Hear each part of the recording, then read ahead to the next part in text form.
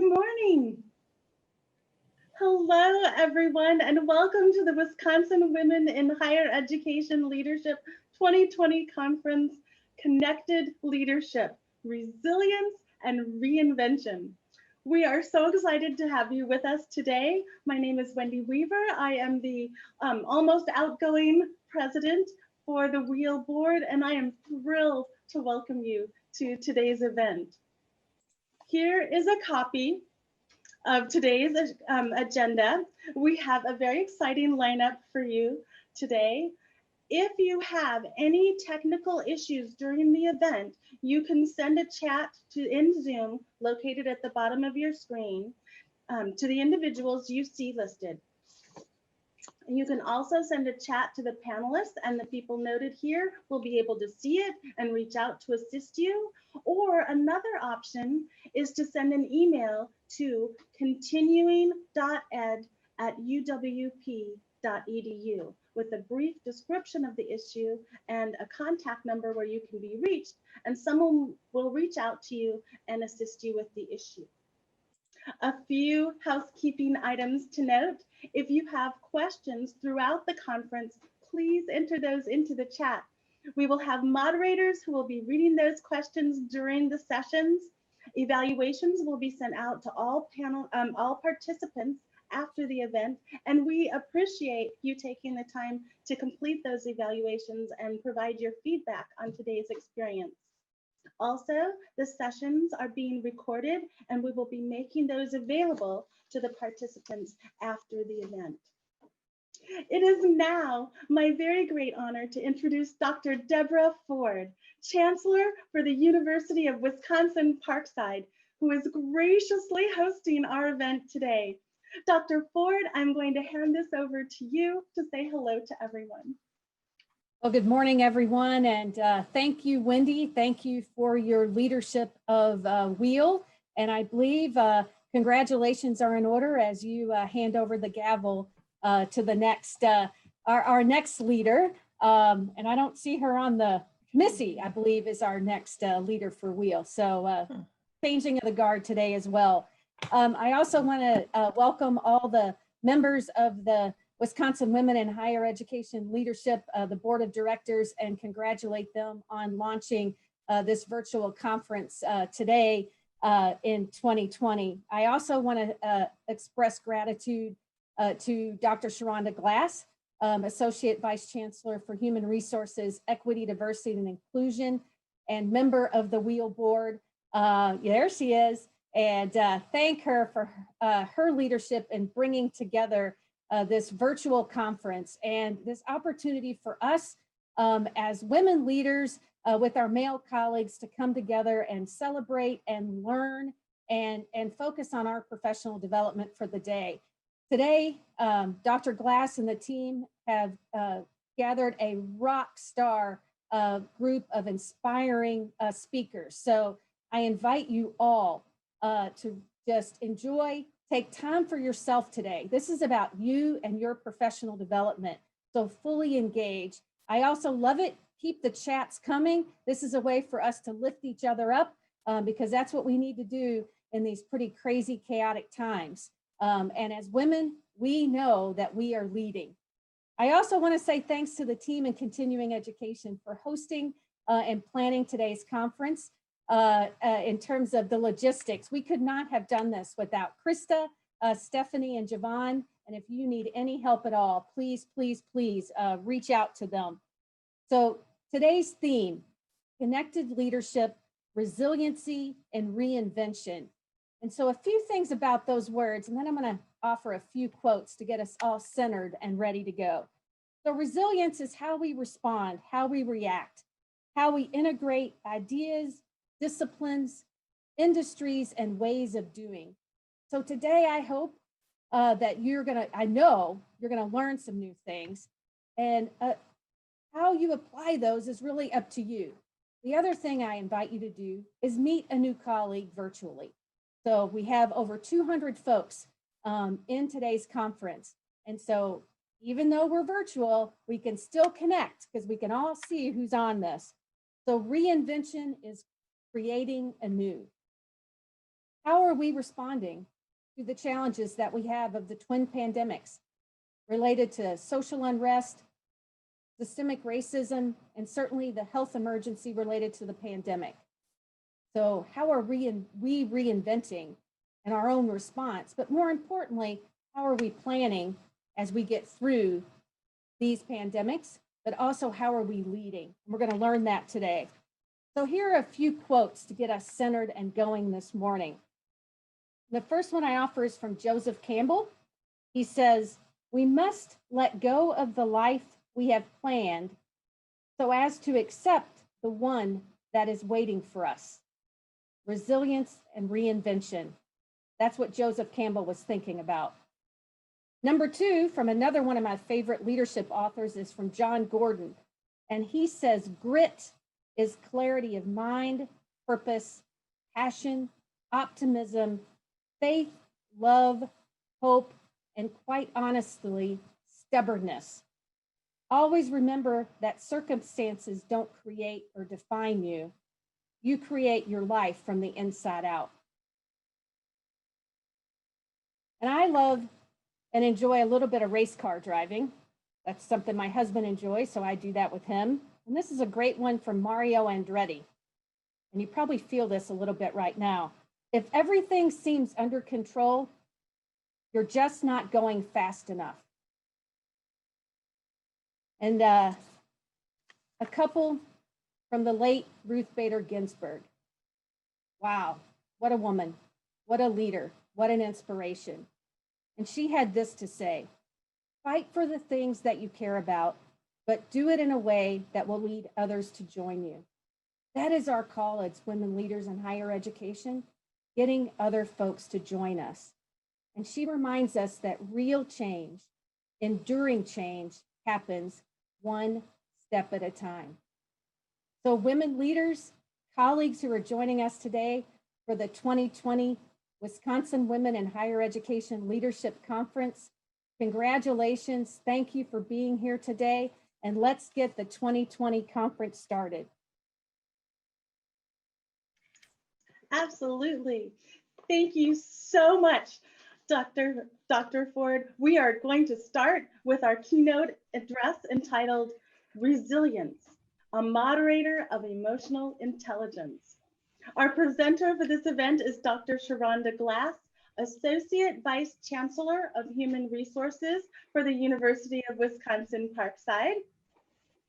Sharonda is a human resources executive and leader with a breadth of experience across multiple industries. She currently serves as, again, the Associate Vice Chancellor of Human Resources, Diversity, Equity, and Inclusion for the University of Wisconsin-Parkside. Sharonda is a strong believer in strategic human resources management, advocating for the connection between an organization's human resources and its strategies, goals, and objectives. Throughout her career, Sharonda has worked to improve organizational performance by delivering and implementing HR techniques like training, recruitment, compensation, and employee relations to create stronger organizations and ensure the goals of the human resource department reflect and support the goals of the rest of the organization. She has delivered numerous professional development sessions in diversity and inclusion, conflict management, managing people, and authentic leadership.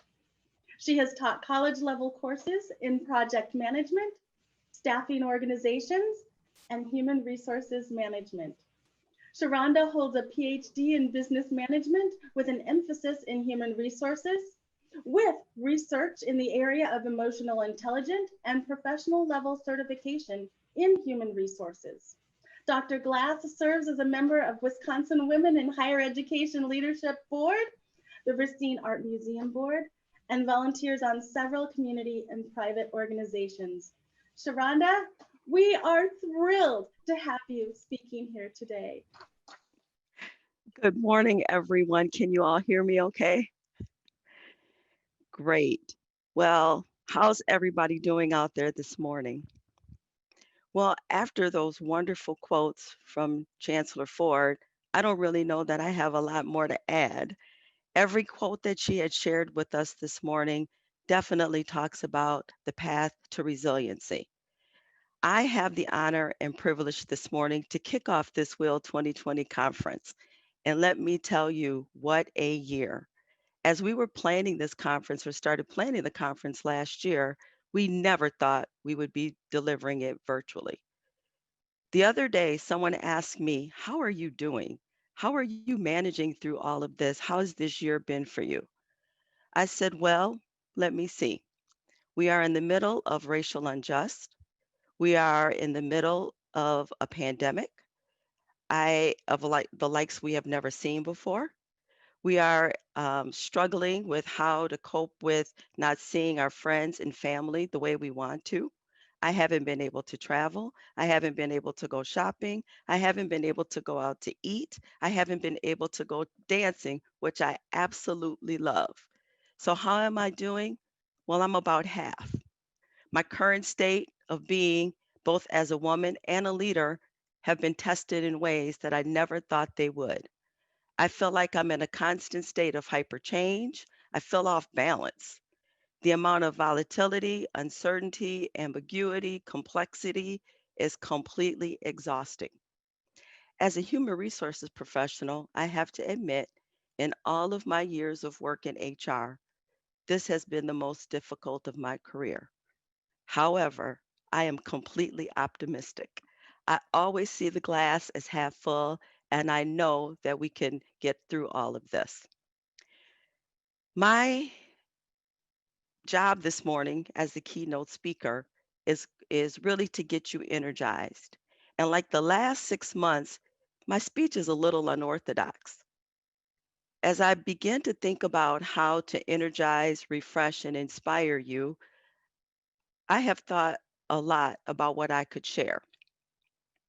I know that a keynote speaker is usually designed to speak from the off the cuff, not really following a script, doing the things that we need to do or say to keep you inspired and energized. But in true HR fashion, I am going to veer off of that path for just a little bit.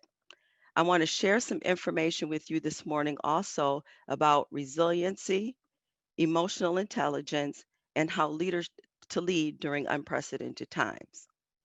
So, to start though, to get you energized, I would like to start by telling you a story, telling you about how amazing you are. You have taken the time out of your day to join us here for our WHEL 2020 conference, which was no small feat, by the way. Working with our professional development team and deciding how we were going to deliver this to you was not only difficult, but also interesting. But here we are today, and we hope to bring you a program that you will never forget. As Dr. Ford said, the theme of our conference this year is resilience and reinvention.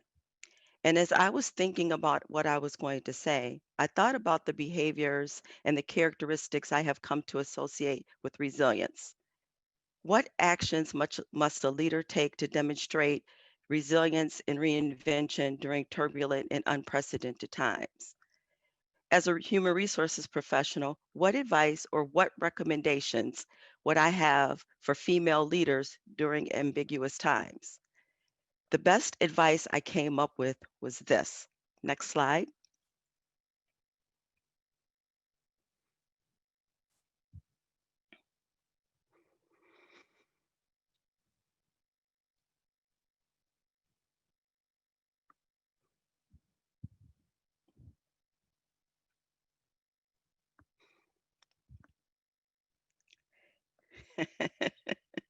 As you can see, ambiguity. What happens in vagueness stays in vagueness. That's exactly how I feel. And that is the exact advice that I have been giving people. We don't have to have all of the answers.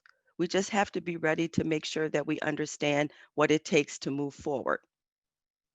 And I realized that the best way for us to do that and lay a foundation about resilience and how to do that is to start with the story about a phenomenal woman. Next slide, please.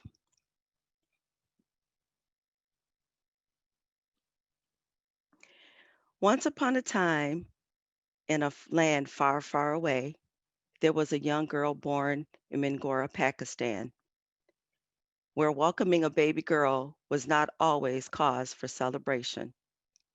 But her father was determined to give her every opportunity a boy would have. Her father was a teacher and ran a girls' school in the village. At the age of 11, she began blogging for the BBC about living under the Taliban's threat to deny girls an education. In order to hide her identity, she used the name Gul Makai, and unfortunately, her identity was soon revealed. Later that year, the Taliban took control of her town, and girls could no longer go to school. She and her parents left the village, and she began speaking out publicly on behalf of girls and their right to learn. One day, at the age of 16, while riding a bus, a masked gunman boarded her school bus and asked, "Who is Malala?" Once identified, he shot her in the left side of her head. Miraculously, she woke up 10 days later from a coma, and nearly 2 years after that, she received the Nobel Peace Prize, being the youngest ever Nobel laureate. She is Malala Yousafzai. If you're wondering why I chose Malala out of all of the amazing female leaders in the world, including many of you out there, I chose her because you can begin to understand the concepts of resilience and leadership. Even though I've only shared a fraction of her story, her road most certainly was paved with pain, adversity, and uncertainty. I can only imagine how much doubt, fear, anxiety, and sadness she may have endured. But somehow, some way, she persevered. Some would say she is a resilient leader. Next slide, please. So, exactly what is resilience? Why is it important? And why have we chosen it as the theme of our conference? Well, as Dr. Ford shared, resilience is about moving forward. It's about having grit and all of those things that she talked about in the quotes that she shared. But resilience has been defined in many, many different ways. And I most certainly myself have my own definition. I see it as a road that has been uniquely designed for each and every one of us, with bumps, construction signs, twists, and turns designed to help us reach our destination. How many times do we have to stop or take a detour depends on how resilient we are. I believe that resilience is the human capacity to meet adversity, setbacks, and trauma, and then recover from them in order to live our lives fully. Resilient leaders have the ability to sustain their energy level, to cope with disruptive changes and behaviors, and adapt. They bounce forward from setbacks. They also overcome major difficulties without engaging in dysfunctional behaviors or harming others. And I want to emphasize the term harming others. Sometimes when we ourselves are going through certain things, we don't take the time out to make sure that what we are doing and saying and how we are acting and behaving most certainly should not be ways that are harming other people. And I'll talk about that a little bit later. Resilience is a crucial characteristic, I believe, for high performing leaders. They must cultivate themselves in order to advance and thrive. Resilient leaders don't let their emotions dictate them or how they respond. They allow resiliency to moderate those emotions. They have a core set of unshakable beliefs. They have strong ethics and do not fear standing alone. And as leaders, we know sometimes we have to stand alone. They maintain a positive outlook, choosing to view the world through a lens that is positive and energetic and welcoming and open minded. They leverage every opportunity to learn. On a personal level, I'm a strong believer in continuous learning. as it sets a stage for us to build skill and also develop skills as a leader. As life changes, sometimes it's really hard to continuously learn, especially when we have been diverted both professionally and personally. And that is why I'm so happy that all of you have decided to join us today. Leaders have the ability to move on. Extraordinary women leaders understand the conversation they have with themselves is the most important. I spend a lot of time talking to myself. I spend a lot of time talking to my colleagues just to have someone to vent to, but I spend a lot of time talking to myself. What do I want to do next? How do I want to do it? How should I share information with people? How can I make sure that I'm being understood? How can I make sure that I am understanding? They have the ability also to prioritize physical, mental, and emotional health. They have to stay on top of you leaders have to stay on top of their game. And it's really hard to do that when you are faced with adversity and change. Nothing is easy in this game, and nothing is easy as a leader. I know that there are a number of leaders out there, aspiring leaders, and then just individuals out there who are thinking about going into leadership or wondering how they can get past some of the things that are happening. And I hope that I'm able to share some of those things with you today. As a human resources professional, I understand the importance of resiliency, especially during times of change and distress. Employees are afraid, they're exhausted. I hear it every day.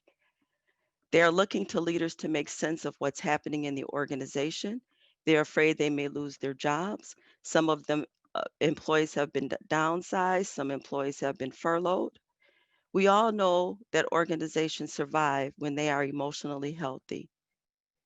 It is often forgotten that if we don't take care of our employees, we most certainly cannot take care of the organization and hence ourselves.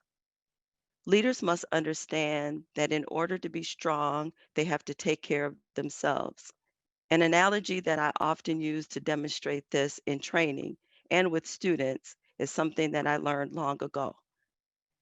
Before takeoff flights, attendants instruct you as you are sitting in your seat in the event of a drop in the cabin's air pressure, you are first to put your mask on before you help your children or anyone that is sitting next to you. Many times, leaders forget to put their oxygen mask on first before helping others. Self leadership provides the backbone for the effective organization and leadership of groups. High performing leaders need to physically, mentally, emotionally function, as well as be resilient in order to inspire others over the long term. Now, cognitively, I know I personally understand that. And I know you are listening to me say some of these things about leadership and how we can move forward and what we need to do to move forward. But there's one thing that I have not shared with you is that you also have to use your heart. It is vitally important that we don't close off our heart or lose the ability to understand, empathize, and embrace others. As leaders, we are often referred to as cold, distant, not understanding, unempathetic, all of those things. Like I said, I hear it every day from employees. So I want to share some things with you today that I think will be very important as you're thinking about how you can continue to be highly effective in this environment and cultivate and sustain resiliency. Now, I warned you that in a true HR fashion, I was going to share some things with you through that lens, and here it comes. There's a great deal of research about the phenomenon of resiliency. Interestingly, for 40 years, research has been studying the impact, of course, on health, well being, and success. What they have discovered is that it helps us survive, recover, and even thrive in the face of wake and misfortune. To help us make sense of the world and challenges as leaders, we have to cultivate leadership behaviors and that are meaningful and relevant.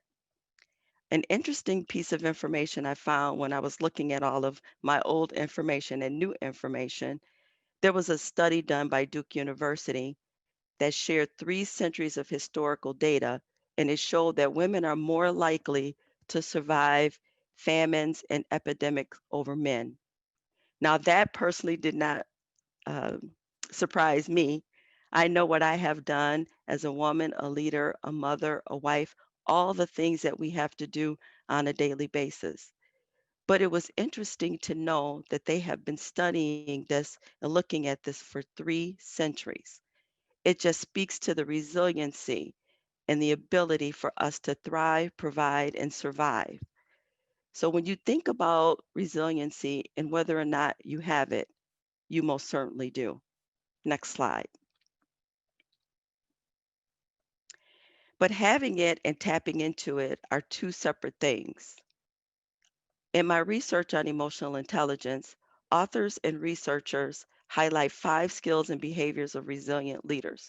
What are they able to tap into to ensure that they are effective not only as a leader, but as a woman and an employee within an organization?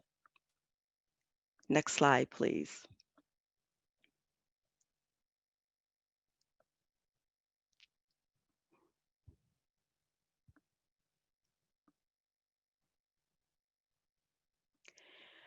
The first area that leaders are able to tap into, and as you see, as I begin to talk about these things, they are most certainly tied to areas of emotional intelligence, is self awareness. Self awareness is the ability to have a clear understanding of who you are, your strengths, your weaknesses, your thoughts, your motivations, your beliefs. Who am I? How do I fit in? And how do others see me? How is my attitude? How do I respond to others? How effective am I as a leader and an individual? The second pillar is mindfulness. Mindfulness is a state of active, open attention on the present. I really love practicing mindfulness, which is not easy. It is a very difficult thing to constantly be in a state of active, open attention, especially in times of adversity and pain. But in order to be resilient and move forward, you have to be able to observe your thoughts from a distance and not label them as good or bad. And sometimes when I hear people say, I feel good or I feel bad, I'm wondering where that comes from. Are they in the moment? Are they thinking about exactly what's happening with them? Or are they just experiencing? Mindful people have a way of making sure they are just experiencing. The third pillar is self care. Self care, of course, is unique to each and every one of us. How I take care of myself is most certainly different than how you take care of yourself. I like to go to the spa, get my hair done, my nails done. That is self care. But also, self care is about initiating active engagement with yourself. What do I need to do? I'm going to attend the WHEL conference this year to make sure that I'm getting information professionally to develop myself as well as to network. Making sure that you are constantly taking care of yourself on a daily basis keeps you feeling energized and confident. The fourth pillar is positive relationships. I cannot navigate this world alone. I choose to be around positive people. I know that there are a lot of negative people, and believe me, as a human resources professional, I understand why. But I personally cannot live there, nor do I want to live there. Each day starts new for me, and I seek out positive relationships. If I can't have a positive relationship with someone, I cannot move forward. Family, friends, colleagues, professional connections. We want to build positive relationships because that keeps us going.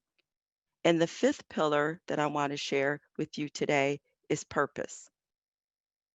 If I wake up every day and I don't feel like I have a purpose, or I don't have a direction, or I don't have guidance, when I get on that road of resiliency, I cannot survive.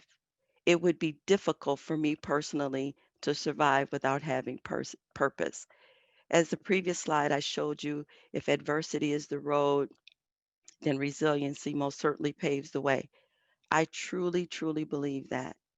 In times of adversity, if you cannot find purpose, and I understand that it can be absolutely difficult when you are dealing with difficult situations, you have to keep purpose at the center of what you do. It shapes your mindset and attitude towards others and events that you experience. Next slide, please. As a leader in your organization, it is very, very difficult to navigate these times. And it most certainly is really difficult when things are uncertain, volatile, ambiguous, and just crazy. 2020 has been one heck of a year, and we still have 2.5 months to go. I don't know about you, but things have not gotten better or they didn't go the way that I planned. But I have to adapt, pivot, be still, and just breathe. I know one thing though, trouble only lasts a season. It is up to you and me to dictate what comes next personally and professionally. I continually work on myself as an individual, a human being, a woman, and a leader. It is very, very difficult for me some days to really see the positivity in things, but I immediately turn it around. Don't live in a negative space. It's draining. It's not nice. It just drains the soul and the color out of you. I tell people all the time, if you can't find something positive, we really have to stop, think, reset, and think about what it is that we want out of life. It's very difficult to make that pivot. So in closing, last slide, please. My hope for you today is that you have learned how you can cultivate and sustain this concept of resiliency as a woman, as a leader. I've shared 5 things with you that I believe are extremely important as you're traveling your road. Today, you're going to hear from some amazing and phenomenal women about how to be resilient. They're going to talk to you about communication. They're going to talk to you about mindfulness and change. They're going to talk to you about navigating COVID and dealing with people. And we are going to close with you hearing from a panel of leaders who are in the midst of this craziness. I will leave you with the quote on the screen. In the depth of winter, I finally learned that within me there lay an invincible summer. Thank you and enjoy the conference. Thank you, everyone. We are back. My name is Christine Zollicoffer, and I'm a board member with WHEL. I'm here to get us started on our next session entitled Communicating Effectively in Difficult Times. It is my pleasure to introduce our presenter, Kimberly Kane. Kimberly Kane works directly with boards of directors, presidents, CEOs, legal and acquisition teams to help organizations navigate major changes and crises to be sure their organizations control the message and come out on top. Kimberly's experience has been honed by years in both the media and business worlds. She spent nearly 15 years as a journalist, primarily reporting on developments in healthcare and public health. Her award-winning stories aired on CNN and NBC affiliates. Transitioning out of the media world, she spent, hang on, lost my spot here. She spent time on the corporate side, working in business development, communications, and government affairs before starting Kane Communication Group. The company provides strategic communications counsels to senior leaders and as well as brand development, integrated marketing, PR, crisis management, brand journalism, digital, strategic, and video production services. Today, Kimberly is not only involved with her firm and their clients, but is active on numerous boards, advisory boards, and committees, regularly emceeing events, and is a public speaker on topics that include crisis management, strategic communications, and leadership. She has a BA in broadcasting journalism and urban politics from the University of Southern California and is pursuing her master's degree in strategic PR and political management from George Washington University. Kimberly, thank you for speaking to us today, and you can take it away. All right, fabulous. Thank you so much for that introduction. Made my cheeks burn just a little bit listening to all of that, but thank you very much. And Chancellor Ford, thank you very much for the insight and the inspiration this morning. What wonderful quotes. And Sharonda, your presentation was packed with great information. I took copious notes. So I'm truly thankful that each of you has carved out time from your schedule to join me this morning and to play an active role in the Wisconsin Women in Higher Education Leadership's purpose of cultivating and mentoring women leaders, which means you're investing in your development as leaders. So bravo. It's an honor to be here with you today to talk about a topic that is very close to my heart. And I think it's very important for us in today's world. The topic in front of us this morning is communicating effectively in difficult times, and it's a hot topic. Those who do it well can have a profound impact on those around them. Whatever your opinion about the pandemic, however you feel about the social unrest in our nation, the information being communicated to us shapes our opinions, it influences how we feel, and it informs what we do. So I want you to think about that sentence for just one moment, because regardless of whether we are in a difficult time, this fact remains true. The information being communicated to us shapes our opinions, it influences how we feel, and it informs what we do. Now, we are not just recipients of information, right? As leaders, as rising leaders, we are also responsible for communicating with others. And during a difficult time, what we say, when we say it, and how we say it can all have a greater impact. Just think about it. During difficult times, emotions are high. People are looking for information, and they're turning to you. They're turning to their leaders for direction and guidance and a sense of how they should feel. So there is a sense of urgency to this, and that is reinforced by a recent report from the Boston Consulting Group, where they reported that even before the pandemic, businesses faced a growing number of potential destabilizers, whether in the form of a digital challenger with a better, cheaper way of serving a core market, an extreme weather event, a massive data breach, or a table-turning change in trade policy. These and other destabilizers are not going away. As value chains become more intertwined and networks more global, an ill-timed spark could send finely crafted forecasts up in flames. Now that's a little bit concerning, but it really is to some degree setting a tone for the new normal. In a world that is so interconnected, we feel more of these ups and downs together. It may be the new reality, but the good news is there is so much that we as leaders and up and coming leaders can do to smooth things out for our teams and for our stakeholders. There are steps that we can take to strengthen our organizations, to build that resilience, and to build our own leadership skills.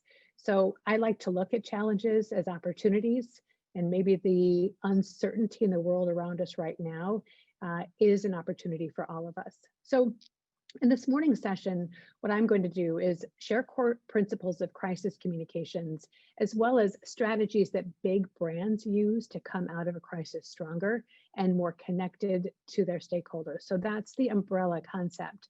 But what I'm going to do is break the presentation into two sections, because I want you to think about the importance of communications from the perspective of your organization. So we'll talk first about the organizations that we work for or lead, the steps organizations need to take to communicate effectively and protect their reputations during difficult times. And then I'm going to speak directly with you. As a leader or an up and coming leader, we will talk about the leader's responsibility to communicate and strategies that each of us as individuals need to embrace to communicate well and to build that resilience in our team during difficult times. So like Sharonda, I'm going to start with a story. I'll start with a story about an organization that my team is actually working with today. The Milwaukee County Behavioral Health Division. BHD runs one of the last county operated psychiatric hospitals in the nation. Milwaukee County had been providing this service for 100 years. In 2010, however, BHD started running into some serious problems. And you can see what those problems were based on the headlines in front of you. Changes in leadership had led to changes in management and gross oversight in care and even mistakes. Patients got sicker, some of them even died. The local newspaper launched an investigation called Patients in Peril. BHD and the county didn't speak out. As a result, patients lost trust in the hospital and didn't want to go there. Employees became self-conscious, even embarrassed that they worked here, and many of them left. Poor communication led to some people thinking that the hospital had closed. Nurses and psychiatrists stopped applying for jobs there, and so providing care became increasingly difficult for the hospital, raising the risk of even more problems. The county executive did hire new leadership, and that leadership hired us. As the new leadership team went to work, we used every strategic communications tool I'm about to show you to help the organization communicate through this difficult time, to rebuild trust and build that resilience in their team. The tools that I'm going to share are the tools that big brands use, but every organization can put these tools to work too. So, where do organizations start? Well, the first place for them to start is with a commitment to communication. This sounds like a no-brainer, but think about it. There's so many organizations today that are focused on operations, right? They're focused on achieving goals, they're focused on bottom line metrics, they're focused on getting stuff done. But they don't step back and think about how communications ties it all together. They don't embrace communications. When we're supporting an organization through a difficult time, I sometimes marvel when a leader says, gosh, this is so difficult, but we're doing so many good things. Why don't people know about that? Why don't they talk about that? Well, it's because you're not communicating those things. And in BHD's case, the organization's leaders, including leaders above them, were very much in this boat. Without that commitment to communication and transparency, institutions can run into a lot of problems, including being mischaracterized or misunderstood, undermining the resilience of their employees. Uncertainty and insecurity can take over, and true purpose can be lost. The new leadership that stepped in 2015 made that commitment to communicate, and it was transformative for them. And I'll tell you more about their story and that transformation as we go forward. Once the organization makes a commitment to communicate, that organization shouldn't just start actively communicating, putting out press releases or putting out emails. What I want organizations to do is stand in their core, which is your brand. Your brand is not your logo, it's not your tagline. Your brand is your reputation. It's your promise, your purpose. As Jeff Bezos has said, your brand is what people say about you when you're not in the room. So the organization you work for has a brand. Maybe that's part of what attracted you to work there. And guess what? You personally have a brand. What is that brand? In a crisis, during a difficult time, your brand is the foundation for your communications. You want to turn to your mission, your vision, your core values, your purpose, and root your communications in these. These brand attributes, as we call them, should be believable and understood by everyone. Part of building the brand is the entire experience. So it's not just what you say, it's how you show up. So those graphic standards, your images are so important. And you can see on this slide how we began to transform BHD's images with consistent look and some positivity in there. We did some research and really pulled out the top positive words that people use to talk about the behavioral health division and wove that into our communications. It's also important to define your audience, to know who your audience is. Because when you have that audience definition as an organization, you understand, who you're communicating with. You can communicate and engage each group appropriately.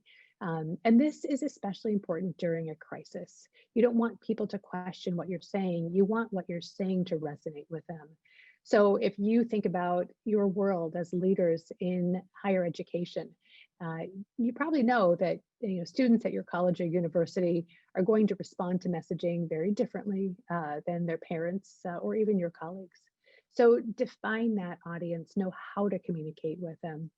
When we began our work with BHD, we held focus groups with stakeholders, including employees and community members. And that research helped us to develop those brand tools that we needed to communicate during good times and difficult ones. So having that strong brand is a very important second step. But you have to put that brand to work.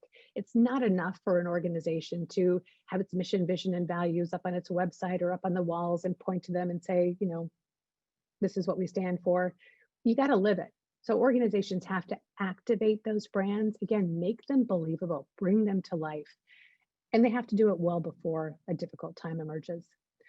So the steps that we took with BHD and the steps that we recommend organizations take once they have that strong, believable, authentic brand in place is to build relationships with the media. Don't just send them a press release and say, yeah, I got it, that's good.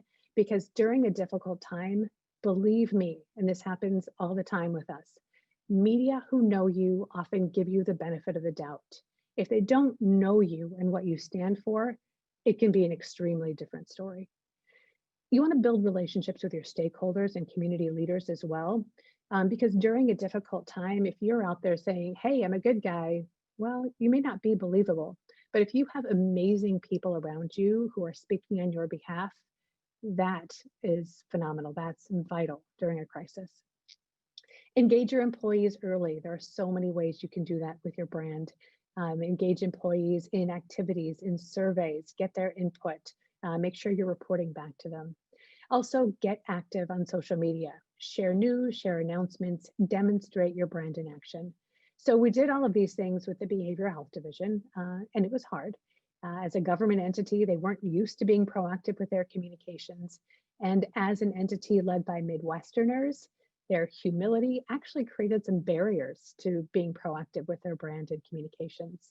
But because those new leaders came in with that commitment to communicate, we've been able to very carefully and strategically activate that brand, strengthen relationships with employees and stakeholders who didn't like us in some cases because they didn't know us. That ignorance can be an enemy. And we built some very positive relationships with the media.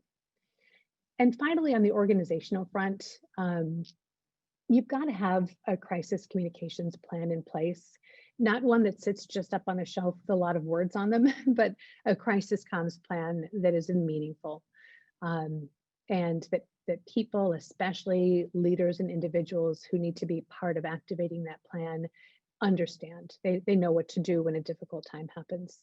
So if a crisis hits, when a difficult situation takes place, there's oftentimes very little time to think. You really have to move into action. So that crisis comms plan is an important system to help organizations communicate in real time with everyone who needs information. So again, we'll go back to that target audience. You want to make sure you have that target audience very well defined, down to very foundational levels. And then you need to document how you communicate with those audiences, because how you're communicating with somebody on third shift may be different than how you communicate with someone who is there during the day. Your students, of course, who may be in class or in dorms, document how you're communicating with them. You need to have messages that I call flexible messages. They're rooted in your brand language. So during COVID, a common message was, our employees' health and safety is our top priority, but that message can be flexible depending on what you need them to do. As a result, we're asking our employees to work remotely. as a result, were, really enforcing social distancing guidelines. So have that flexible message that can be customized based on where you are in the life of a difficult time or a crisis. And you need to identify your crisis response team with trained spokespeople. Not everyone can just get out there and speak during a crisis. Because of COVID-19, organizations around the world have had to think about those systems to share information with employees and stakeholders quickly. And many of them didn't have them in place. In March, my team was pulled into an organization literally with thousands of employees. And this organization did not have a crisis communications plan. They had a crisis response plan, but not a crisis communications plan. So we spent days on site with that client, getting to know them, getting a system set up for them, interviewing team members, literally building their crisis response team, assigning roles and responsibilities.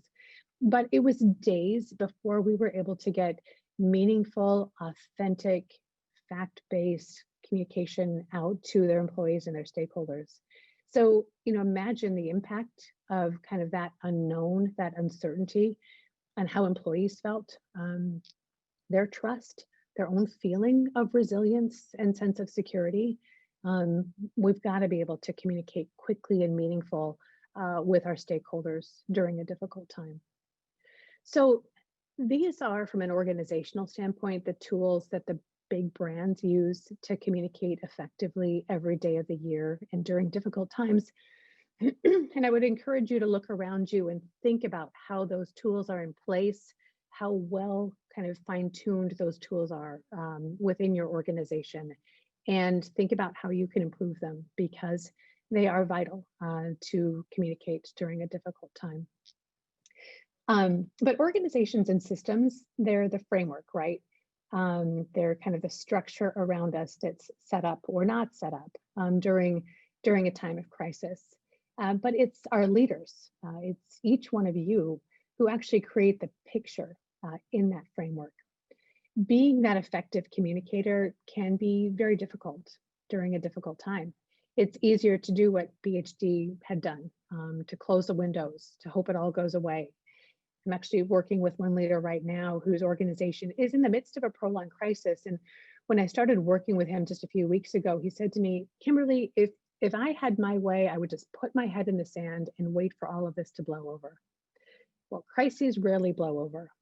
You look at COVID, this is a difficult time that has been greatly extended. How you as a leader meet that crisis and work through it is vital. So we need organizations to commit to communicate, and we need you as leaders to do the same. If part of our responsibility, our commitment to our employees and stakeholders is to help them through a difficult time, to help build that resilience, we can't put our heads in the sand. To be an effective leader today, we have to embrace our role as communicators. So what's the best way to do that? What is the best way for us to step forward when times are tough? Where do we start? So here's some tips and tools that I would like each of you to think about. I want you to start by building trust. People are more likely to listen, to support you, to take the steps you're asking them to take if they trust you. This goes back to your personal brand. Trust is something that each of us earns. It's extremely important when you have to communicate difficult news or even uncertainty in difficult times that you're trusted. That new leader who stepped in to run the behavioral health division was a former hospital CEO, and her first step as a communicator was to ask employees for their opinions. You can imagine how much tough feedback she opened herself up to. But we did an employee survey, and we worked together to develop an employee communications and engagement program. We did quarterly surveys after that to check our progress. Improving trust with leadership was one of her top objectives. The employee engagement program over the course of the next year was so successful that it went on to win an award. In addition to building trust, I want you to be authentic, fearlessly authentic. An article in the Atlantic Monthly just a few months ago claimed that New Zealand's Prime Minister, Jacinda Ardern, may be the most effective leader on the planet. And if you haven't read about her, I really encourage you to do a Google search and find that article in the Atlantic Monthly.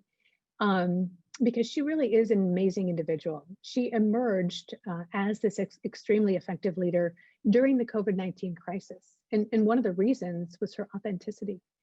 It is all too easy for leaders to resort to just the facts. I call it police blotter speak, just the facts during a time of crisis.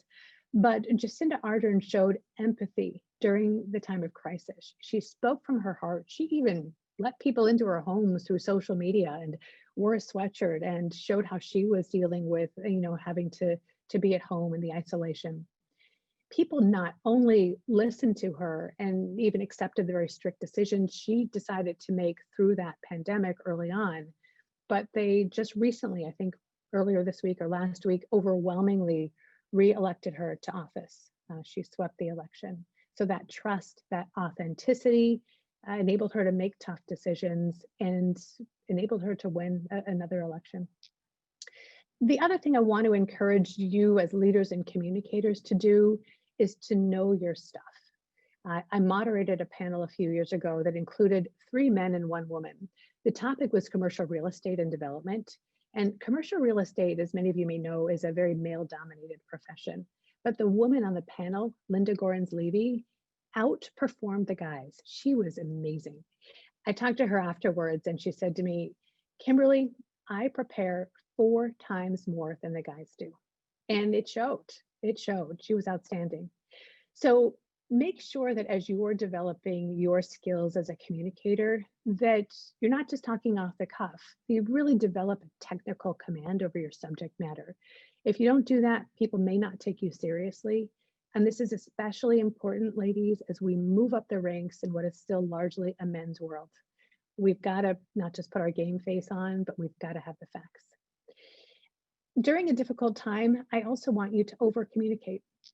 Leaders I've found have a tendency to say, I've said it once, I'm good, I've got lots of stuff I have to work on, but saying it once is, rarely the right thing to do, even in day-to-day communications, and it's never the case during difficult times. Remember, emotions are extremely high. People want to know, what does this mean for me? And from the moment that difficult situation hits until well after it's over, you need to be communicating regularly.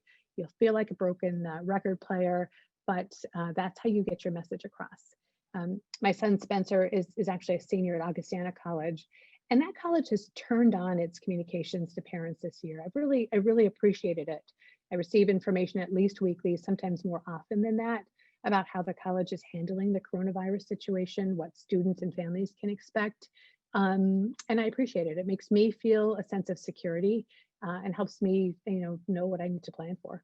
That regular communications, it builds trust, it ensures your target audience is informed, and it really increases the likelihood that they will do what you need them to do.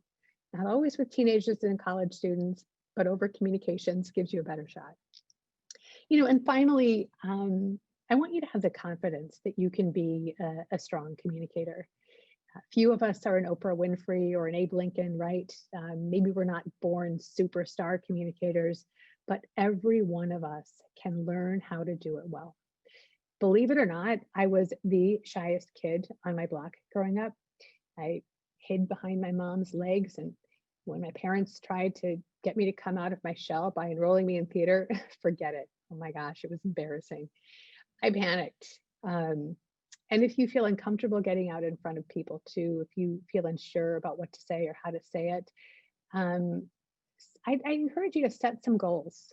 Setting some goals can actually help kind of take your mind off of the emotion and get you focused on what you need to achieve. I want you to define success and don't back down, because as a leader, as an up and coming leader, people are depending on you.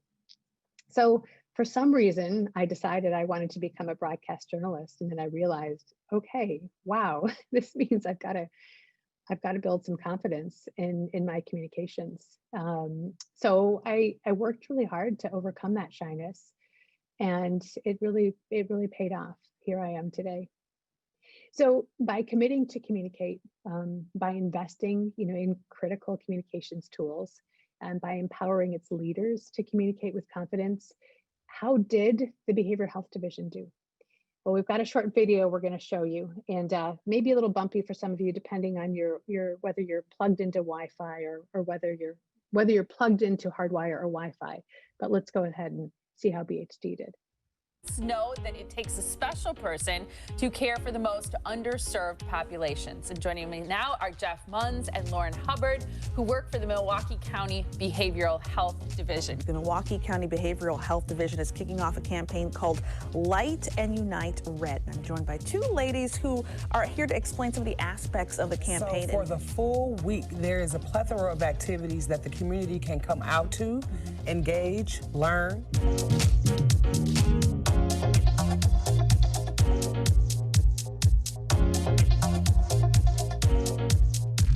Detection of a mental health problem can help make treatment easier. And I'm joined now by Dr. Stephen Dykstra to learn a little more about some of the warning signs to look out for. Folks who used to do well, who now they find it difficult to attend class, they're not socializing anymore, they're not connected to people, they might be turning to substances.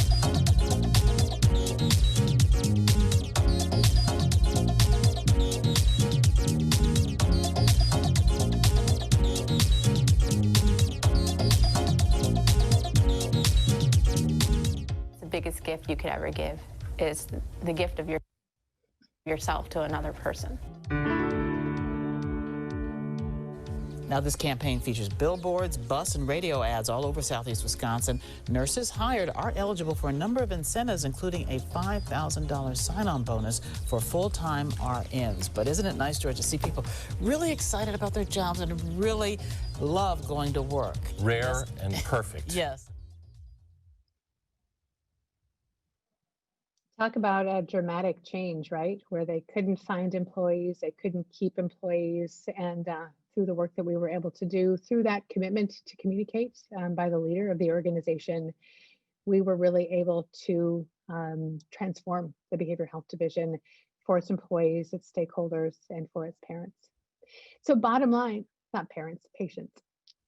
Bottom line, effective communication at any time, it takes a commitment, right? It takes a real investment.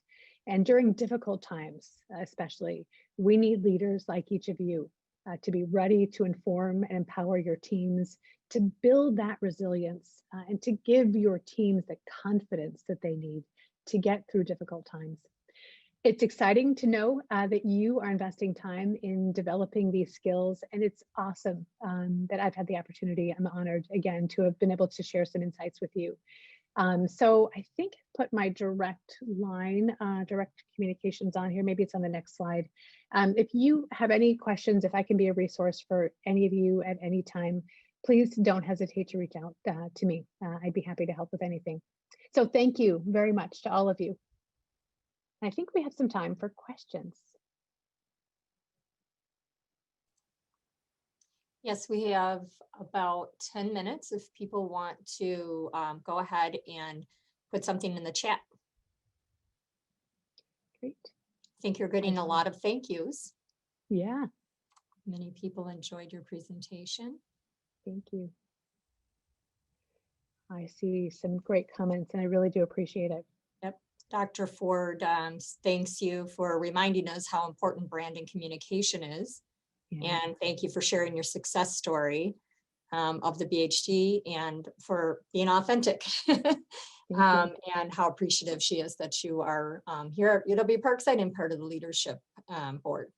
Absolutely. I'm honored to be.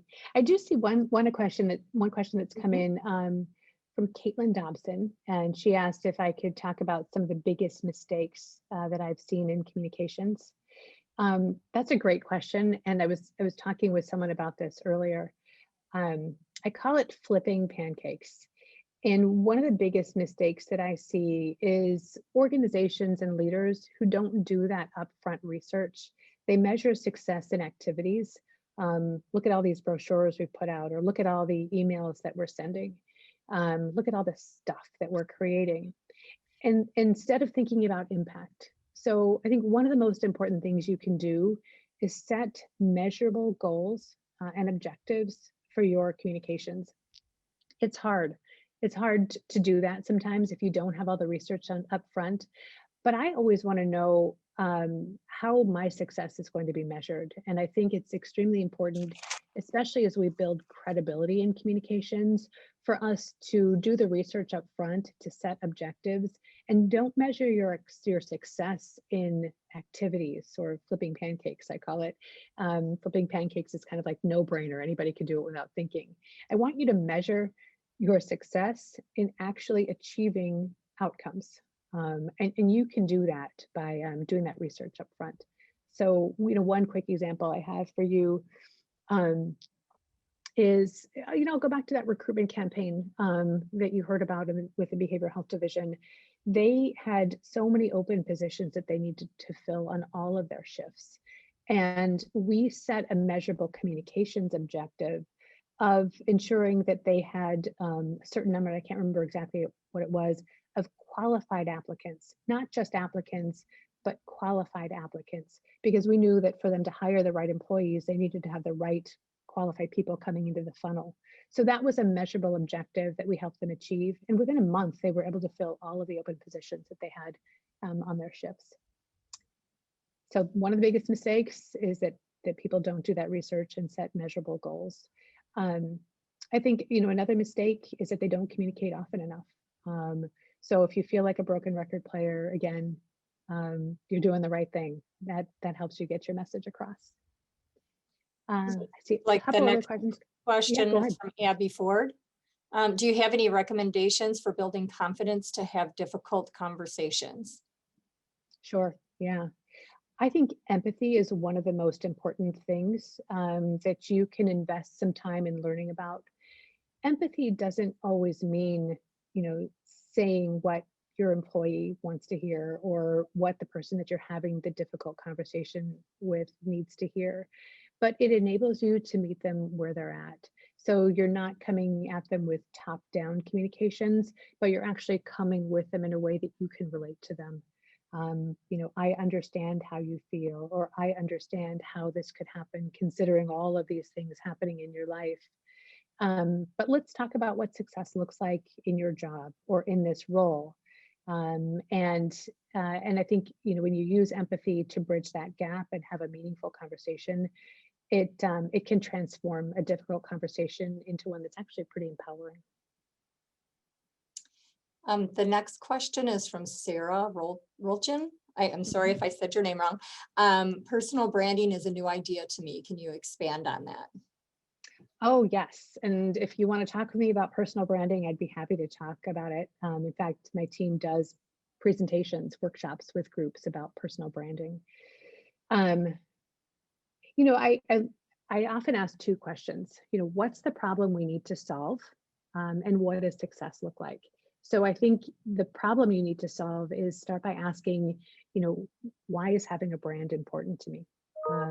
And are there challenges I'm facing because maybe people are misperceiving me? And what does success look like? How do I want to be perceived? And then, when you can answer those two questions, you can start thinking through the steps that you need to take as an individual to achieve that success. There's a concept in branding called brand archetypes. And I would encourage you to look up brand archetypes because each one of us has an archetype. If I think about, some of the leaders out there, some of the leaders out there, Oprah Winfrey, for example, has an archetype as a sage. She's known for somebody who is very knowledgeable. And when you can identify who your archetype or what your archetype is, you begin to think through the steps that you need to take to actually live that brand, live that archetype. So if my contact information is still up, don't hesitate to call me or email me and I can walk you through some additional steps. We have time for one more question. We have found, this is from Christine Farr, we have found that students don't read email very well. Sending text messages is complicated to so many people. Any advice? Sure, yeah. I'd start by going directly to your students. Do a survey to get some insight. Ask any of those students who are responding to the survey if they'd be open to a one-on-one interview or being part of a focus group. When you find out from your target audience how they want to receive messages, then you can get that information to them in a way that makes sense to them. So we have found social media is one of the best way to get information to students. Information is something that oftentimes that they don't, it doesn't, if you're coming straight with information, they don't click on it. If you can add humor or an image to some of what you're sending to students, we have found that they're more likely to engage with that content. Well, it looks like we still could squeeze in one more question if that's okay. Yeah. It looks like we have Julie Helmick. Do you ever find that over communicating that people are turned off, that they're missing the things you wanted to share? Not if you're over communicating the right way. So if you have one message, let's just say the message is the last day for you to get an absentee ballot is October 29th. This is a project we're working on right now with a government entity. If we're sending that message out a bunch of times the same way, people get bored with it. So you want to find different ways to send that message out and to reinforce that message. Again, I think if you really know who your target audience is and you ask them, how do you want to receive information? How often do you want to receive information? That helps you build trust with them. And when you're communicating with them in a way that makes sense to them, they're more likely to engage with your content. Okay, well, thank you, Kimberly, again. And we still have some other questions. Is it okay if we send those to you? Yeah, absolutely, yeah. And if people want to email me directly or call me directly, that's my direct line. That's my direct email address. I'm so accessible and available. I'd be happy to have a conversation with you. Wonderful. Well, thank you again. It was a pleasure and I learned a lot.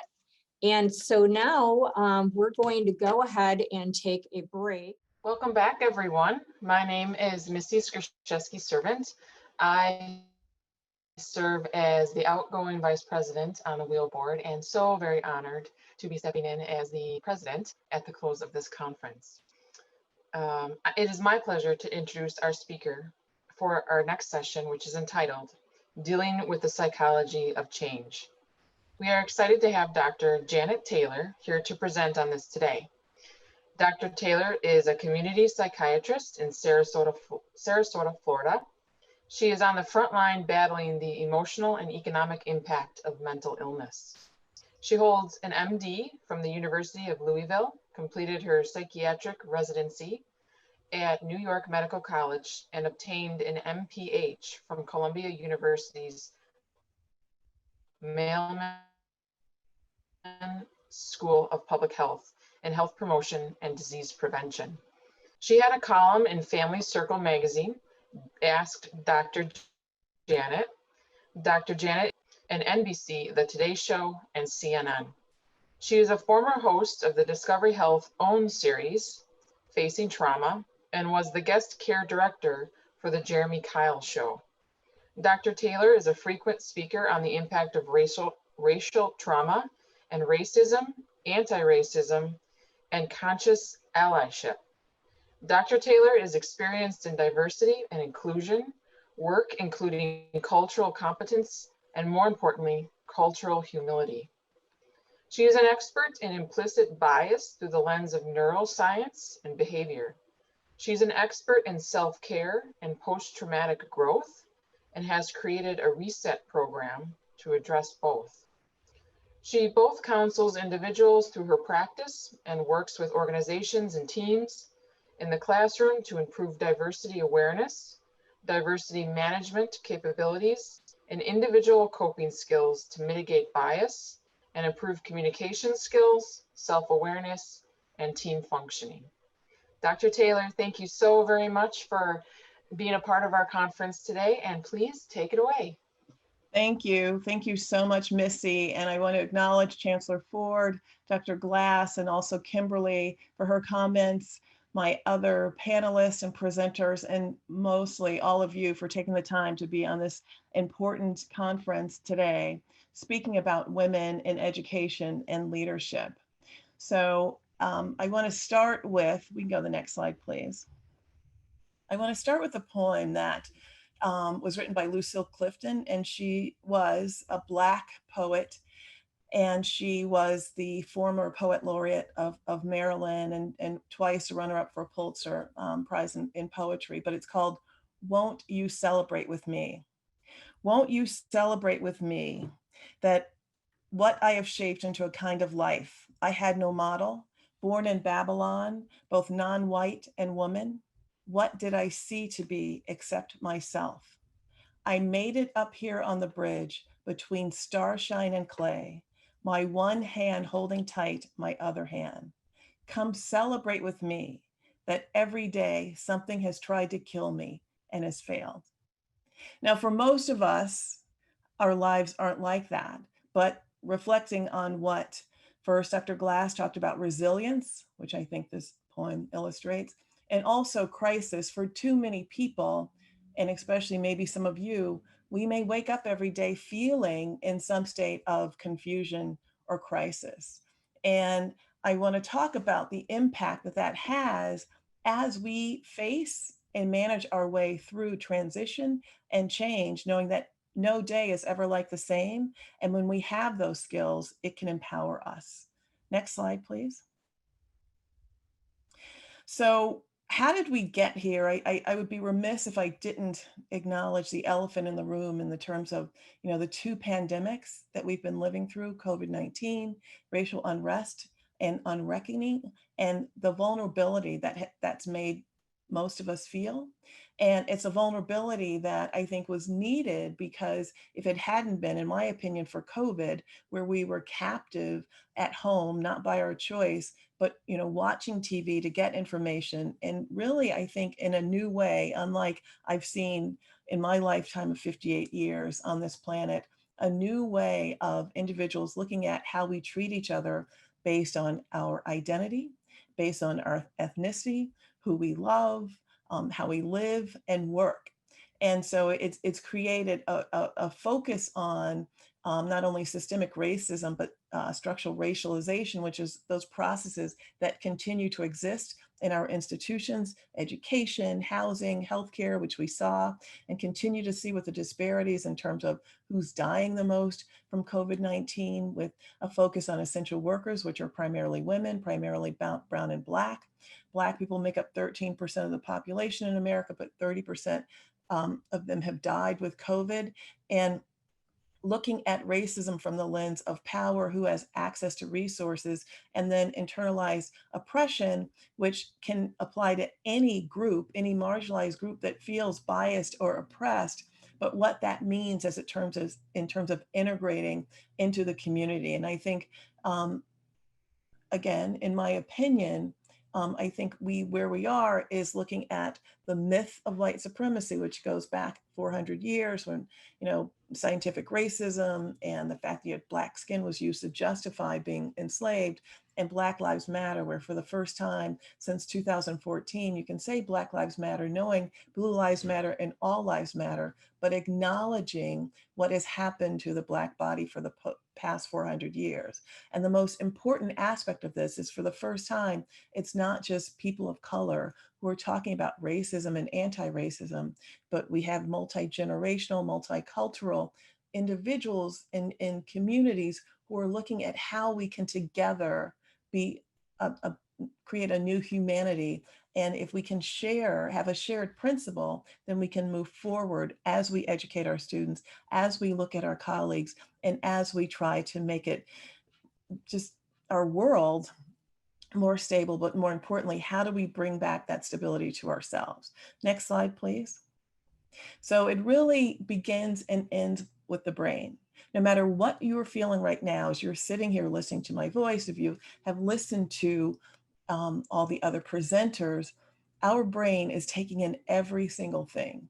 And in fact, our brain takes in 11 million bits of information per second from your body, from your environment, from what's happening outside, what you feel, and is only able to consciously process 50 bits per second. So it's really critical that you are constantly paying attention to how you are feeling so that you can consciously shift into where you need to be, knowing that you are not going to be happy all the time. And in fact, I would suggest that having a sense of purpose is more important than happiness as it relates to mortality, as studies have shown us. And a sense of purpose is your talents, your gifts, and your values, and always knowing that. So that those times when things are difficult, if you can think about why you were doing it, why you were sacrificing, why you even may be suffering, a sense of purpose can inform you. And just from a simplistic way, it's important to realize that our brain occupies 2% of our body weight, but utilizes 25% of our blood glucose and oxygen. So it is always working for us to keep us healthy, to manage our anxiety, to see if we're safe. And knowing that means that when you are working out and getting a good night's sleep and eating the right foods and thinking positively, it's so important because our brain is our best friend. And the foods that you eat, our brain is the first organ to take in the nutrients that we eat. So it's just really about paying attention to brain health. And our brain, if you look at it, is divided into 3 parts. The back part of our brain, the cerebellum, is the lizard part of our brain. It's where fight, flight, and freeze lives. And so that confusion that we're feeling right now, that uncertainty that we're feeling about not knowing what's going to happen, the election, not knowing what's going to happen with COVID, jobs, homeschooling kids, is it safe to send them back, maybe taking care of your partner or your elderly parents? That's where all of that fear and confusion lives. And when you're trying to manage your career and you're even thinking about leadership and just surviving, it can feel overwhelming. And if we allow ourselves, and that fear starts in the amygdala, which is the real aspect of our brain where fear comes from. But if we allow ourselves, our midbrain, which is where our memories, our experiences, our senses are, that can inform us not just about what our thoughts are, but what we're feeling, and flow through to what we call our wizard brain, which is our frontal cortex, which is where executive decision making is, where we can fight against impulses and really use our frontal cortex to use metacognition, where we think about thinking. So if we do that, then we can allow all the thoughts and feelings and really put it into a story that we control. So we can fix what's failing and highlight what's working. Because the one thing about our brain, and especially in facing change, which a lot of times or transition can be unknown, our brain likes certainty. So when faced with the unknown, unless we give our brain actual facts, evidence-based information, our brain will make up a worst case scenario and take us on this roller coaster journey that can create more anxiety. So the key point is to know, notice what you are feeling, right? We talked about awareness earlier. We talked about the importance of mindfulness. Know what you are feeling, and then allow yourself to slow down and think about actual facts.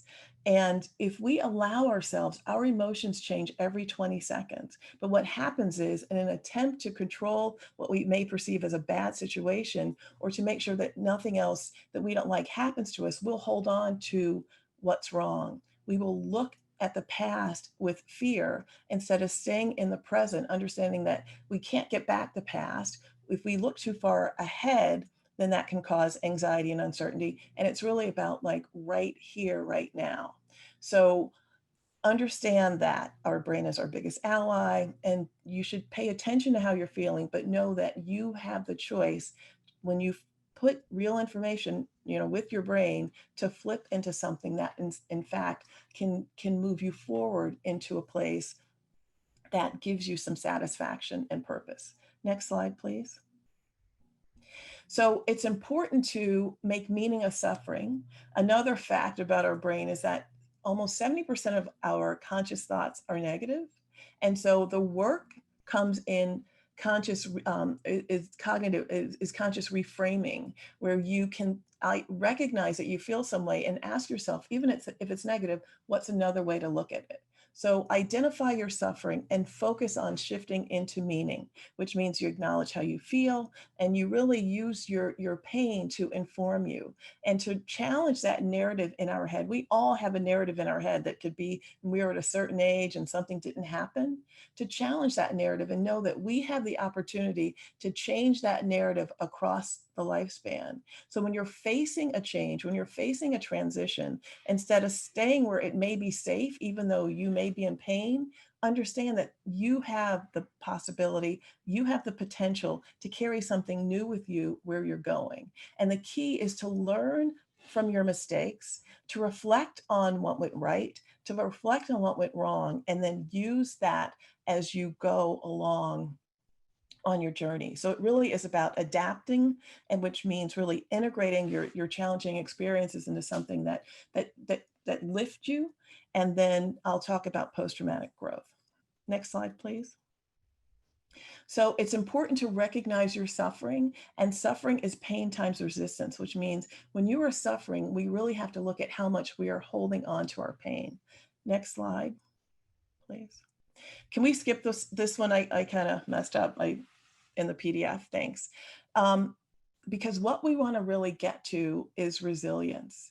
And resilience is more than just making it through a situation, it's thriving on the other side. And an example I like to give is, you have Sisyphus, which was the mythological character that had to push the boulder up the mountain, he'd get up the hill and he'd get to the top and it'd come back down. And that's how some of us face our challenges. We make up and down. We do the same thing over and over. It's like the definition of insanity, where you keep doing the same thing over and over. And then others are like John Henry. John Henry was a real person, but turned into legend. He was a Black man, a former slave, who, in an attempt to fight technology, took a pick hammer and went through the rock to beat the steam engine. And at the end, he died. But if you think about how we can be and what's resilience, you have to think about Harriet Tubman, a woman who had no formal education, who led at least 100, 110 slaves, maybe more, to freedom. And she had seizures and would have, or where she'd, sleep and then wake up. But, a lot of people don't realize that she was married, and she was taking slaves and kept writing back to, getting word back to her husband, like, John, like, I will come rescue you. I will come rescue you. And he never replied. And her biography state that she found out that he had taken up with another woman. And so she didn't stop doing her rescues. What she said is, if he can do without me, then I can do without him. And she kept going. And so that resilience in terms of her own purpose and not getting deterred because the love of her life had actually taken up with someone else is really about resilience. And we have that capacity within us. If we can reflect on our pain, if we can adapt in response and still keep pushing on in stressful circumstances. Next slide, please. One of the ways to do that in Buddhist terms is to release the arrow. Many times there is something that may hurt us, that, a thought that we've had, maybe we messed up something at work, got a bad grade, got a bad review, and it's done. But it's the arrow that we keep in us that is from guilt, that's from this unrelentless negativity that we may say to ourselves, that in fact could be released if we let it, but that we hold on to. So when you're thinking about your suffering, think about pain times resistance, what we're holding on to, and the power that we have to release our own arrow. Next slide, please. So when people have high resilience, when they are able to recover back from trauma, then they have less stress. Understanding that, stress is a word we talk a lot about. Stress is only a word, and it's important that you define what it means to you in the sense of your thoughts about it and how it makes you feel inside. There's eustress, which is positive stress, which can get you going to where you need to. You get on this Zoom call, you get your kids settled, get to work. But it's the chronic stress, it's the unrelentless stress when we accomplish something, but we still have thoughts that may overwhelm us. We still may just feel on edge all the time, and it's that chronic stress that really hurts us. But people who have high resilience have a quicker cardiovascular recovery, have less perceived stress, a greater recovery from illness, and better management of dementia and chronic pain. And that really goes back to, again, our brain, because stress begins and ends with the brain. And when there's something that is perceived as stressful from externally or internally, our brain sends through cortisol, sends messages to every single organ to turn on or to turn off. And so from a physiologic standpoint, at the cellular level, our bodies respond to stress. So when you have high resilience, then you are improving your physical and mental health. Next slide, please. And so Carol Dweck, has done a lot about a fixed mindset versus a growth mindset. A resilience mindset is basically a growth mindset where you, even though something may deter you, even though something may disappoint you, it doesn't stop you from seeking something new. Our brain loves to learn things. Our brain loves when we do something new. It lights up. So being willing to experiment is important. And again, if you're talking about transition, it means getting out of your comfort zone and knowing that your capacity to do that can improve. With a resilience mindset, you believe that you're capable of learning and doing better after something is a setback. It requires that attention, that awareness. You are actively engaged in self-monitoring, which means you're monitoring how you feel physically and also what your thoughts are. You realize that there's always a chance to improve. You're able to learn from other people. You don't see feedback as a challenge to you. It's more of a challenge to learn. It's not a threat. And you focus on pushing through to your potential. And I mean, if you think about boiling water, 211 degrees, water's not boiling. 212, it does. So that 1 degree, that one small step can make a difference. Next slide, please. So this is the Bridges model of transition, and I apologize because it's a little fuzzy, but basically it's about endings, losings, and then moving on. And the most important part of the model is in that middle zone, that transition zone, which is kind of at the bottom. You've had something has ended. You may feel uncertain. You may, feel confused at the same time. Some endings can be a new beginning. I mean, if you think about it, the same feeling in our bodies for anxiety is also the same as excitement. So it's really how you frame it that's important. Case in point, if we were all in an airplane and we drop 500 feet, we're going to get this feeling in the pit of our stomach, and the thought is like, oh my gosh, we're going to die. But if you're a skydiver and you jump off a plane and fall 500 feet, it's the same feeling, but in your head, you're like, yeah, this is what I paid for. And so that highlights how important it is to notice what you're feeling, but then to understand the thought. And our feelings will inform us more than our thoughts, because frequently we will have the same thought. We'll go back to that old narrative and miss the opportunity to try something new, because we may wrongly infer that what we feel as anxiety, we may wrongly see it when in fact it can be excitement. So if you think about transition as an ending where you may feel uncertain in the ending, but you also may have some excitement. But at that plateau, when you're really in the midst of the transition, at the time when you may feel the most anxiety, is a time that you could be the most creative. It's a time for new learning. It's a time for changing things. And then as you move on, you can make a new commitment to what you're going to try next. So the point is, don't get locked into your thoughts.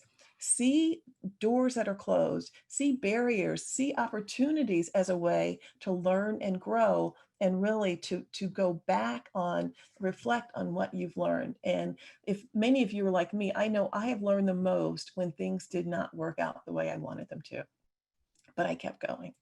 Next slide, please. So it's important to reframe and understand your mindset. One of the ways that you do that is to learn. And to learn means that you have to create that time to reflect, and you're willing to take in new ideas and willing to look in yourself in a new way, much like many of us in the United States are right now, is really saying, just because I looked at things one way. My parents, my grandparents, people around me may have told me one thing, like, how can I at least see something different? We have to be willing to listen, understanding there are 3 phases of listening. The first way that we listen, most of us listen, is not actually listening to what someone's saying, but thinking about what we're going to say next. That's at phase 1 of listening. The second part is when we're listening to what they're saying and also paying attention to their body movement or body language. And then that third deeper phase is when we can understand someone without them saying a thing. And 70% of communication is nonverbal, which means you really have to pay attention and look at someone and focus on them. The other way is metacognition, as I mentioned, is to highlight what's working and then fix what's failing. That only happens when you take the time to reflect and talk about things and then have a sense of purpose. Next slide, please. So, as we are going through stressful times, it's really important that we allow for recovery, which means it's critical that you get a good night's sleep. It's critical that during this pandemic that people are still working out and getting, again, blood flow to your brain.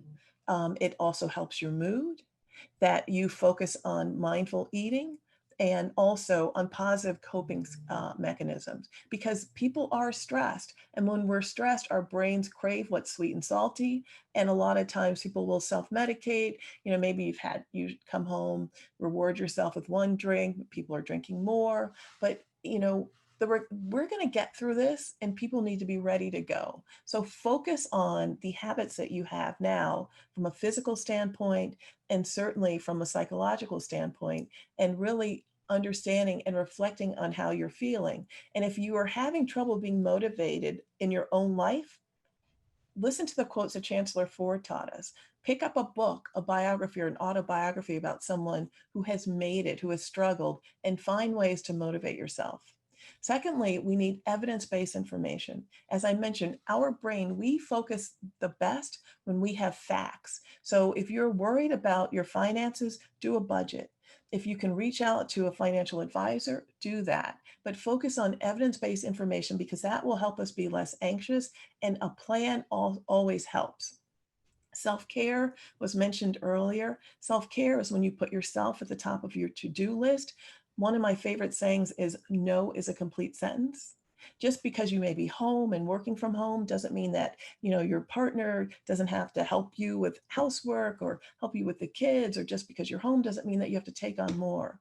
Focus on you. This is a critical time for you to really be not selfish about what you need for yourself, but selfless, and really take care of yourself. I'm practicing physician, I'm working from home, but our offices are open. Doctors are there, nurses are there.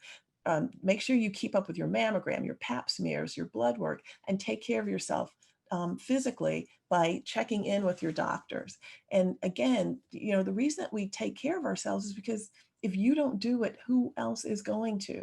And we're managing so many things. It's really critical that we pay attention to how we are doing emotionally and physically. It's important that you embrace what's under your control, physically, psychologically, and performance.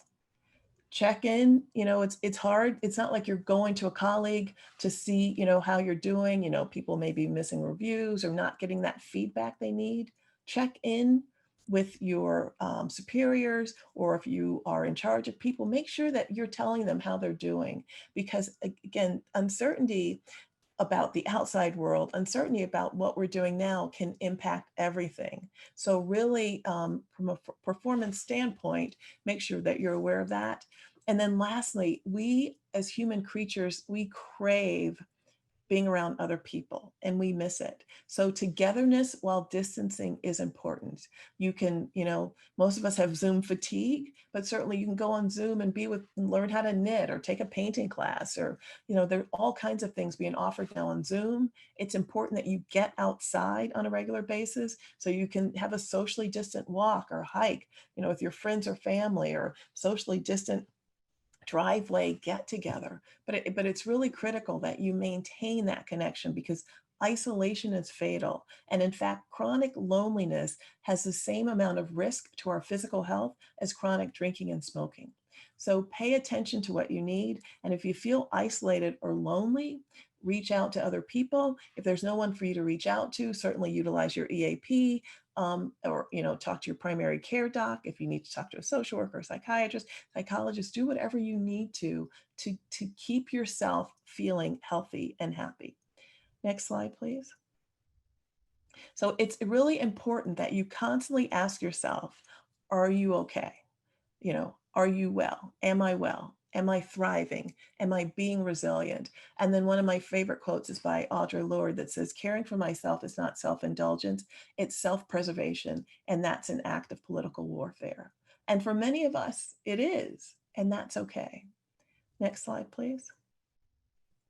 So I alluded to the post-traumatic growth model. The post-traumatic growth model was written about by Dr. Tedeschi and other psychologists. Certainly, if you think about Maslow in terms of self-actualization and our needs, even if you look at the Bible, if you look at self-help throughout, it's a lot of the same principles. But the point is, through transition, through challenges, through obstacles, we can grow and we can get better and we can thrive. And so part of the ways that happens is that we have a new appreciation for life after going through something, that our spiritual and existential beliefs can be deepened. And certainly, many of us know that. We look at our personal strengths and recognize it.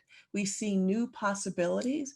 And again, if you think about bridges, where you're even in the midst of that, in the valley there, at the same time you're feeling low, you're creative and you see the new possibilities, and that's always there. I mean, if you think about good going with bad, where it's dark, it's also light. That's always there, seeing things on the other side.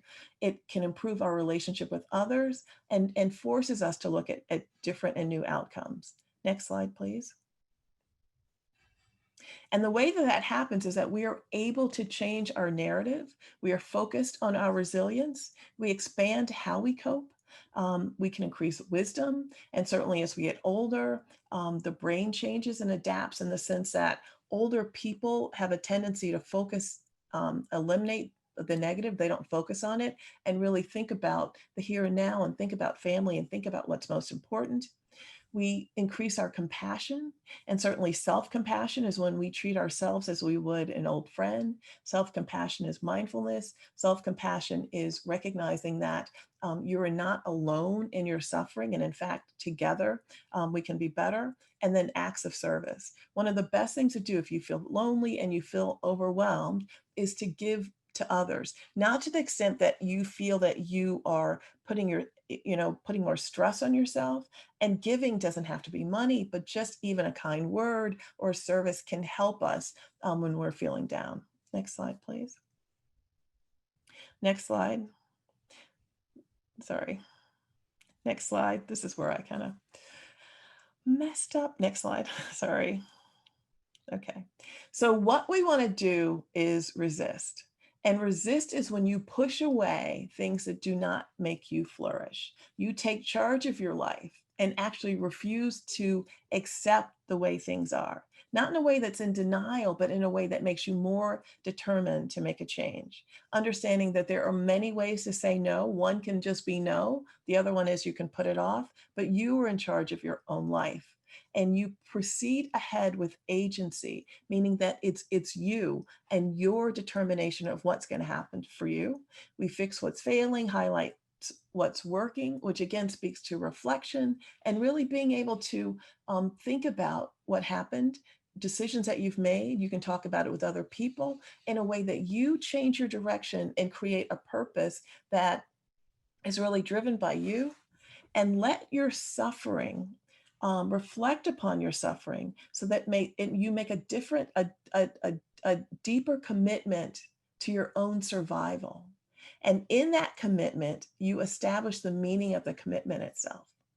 So your anguish informs you about, if I go back to, you survived because something hasn't killed you every day. Your anguish or survival heightens your willingness and your wanting to survive. And in that commitment to doing that, you establish your own meaning and proceed from there. Next slide, please. So just to go over the change formula, Jim Detmer, who is a leadership coach, he wrote the 15 Laws of Conscious Leadership, has adapted this formula.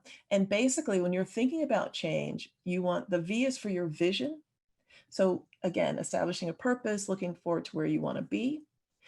It's times your dissatisfaction, which could be your pain or suffering. So vision times how dissatisfied you are, plus first steps, plus a plan. Understanding your steps don't have to be big leaps. Your steps are steps. They can be small. Is greater, it has to be greater than your resistance, and then you'll change. So vision times dissatisfaction plus first steps is greater than the resistance. And, there's a great book called The Path of Least Resistance, where, sometimes when you want to make a change, and let's say you're standing and you're at the edge of a mountain and you could jump to the other side, but you're standing there feeling like there's this invisible band because you start thinking about, what if I do this? Well, who's going to say this? Or how hard is it going to be? Or can I do that? And that keeps you rooted.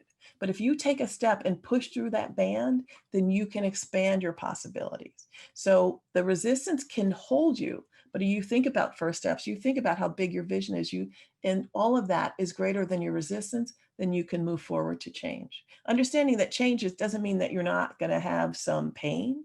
It doesn't mean that you may not have some emotional lability, but you will get to the peak where you have excitement and you see your future, and you can have a new possibility.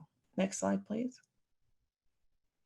So Jim Detmer also adapted this, and this is a busy slide, I apologize, but adapted above the line from the Oz principle, which looks at accountability and coaching. But basically above the line means this: when you are faced with a challenge or obstacle, you have a choice.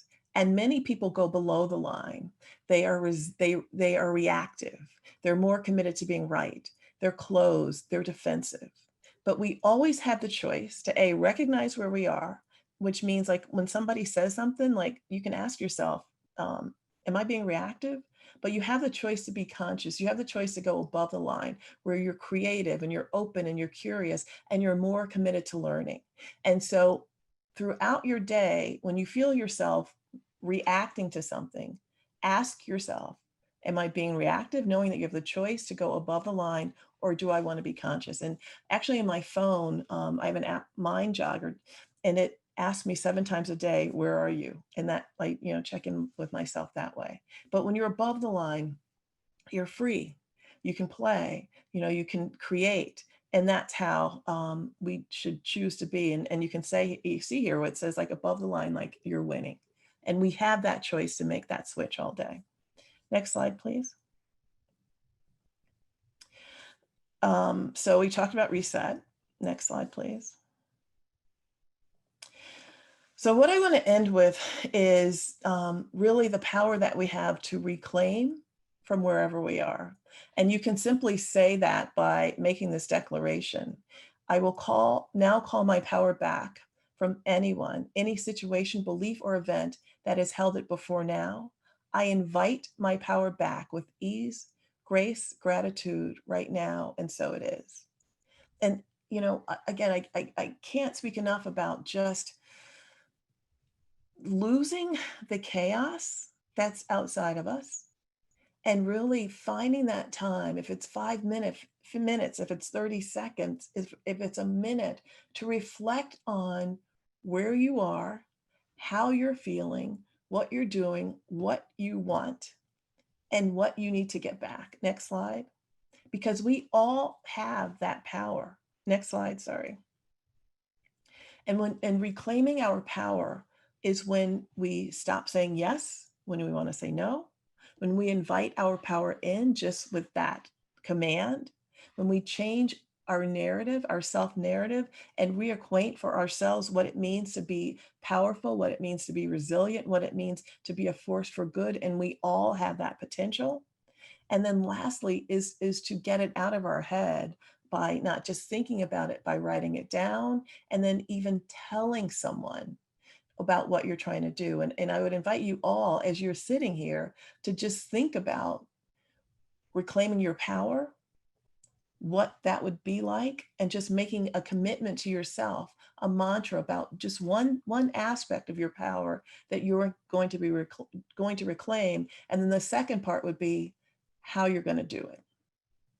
And that's kind of the challenge of our lives, and certainly something that we can take with ourselves as we are all in, I mean, the world is always in flux. There's always change, but the key is not to be rooted in it, and to understand that we need to be our best physically, emotionally, spiritually, so that we can handle all that is coming to us. And, you know, despite all the chaos that we're in today, I'm really hopeful, because for the first time ever, we're having conversations. We're having conversations about our identity.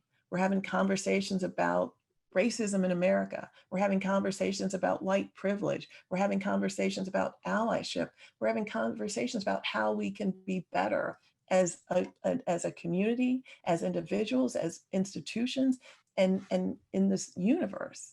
And so I think it's a really important time, but the key is not to be afraid of change and transition, and really to have our own plan. Next slide, please. So thank you. I'm sure, hopefully we have time for questions. And I see some in there. The app that I mentioned was Mind Jogger. So you have some questions. I think the first one I saw, I have to go back here. Holly Meyer's question.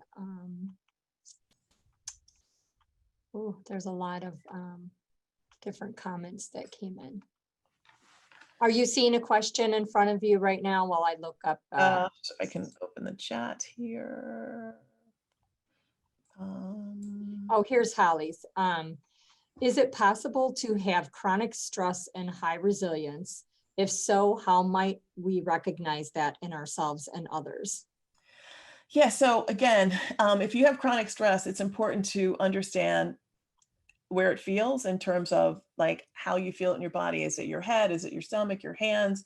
You know, do you get headaches and things like that? And then at that moment, do something, whether it's meditation, a thought, go for a walk to change it.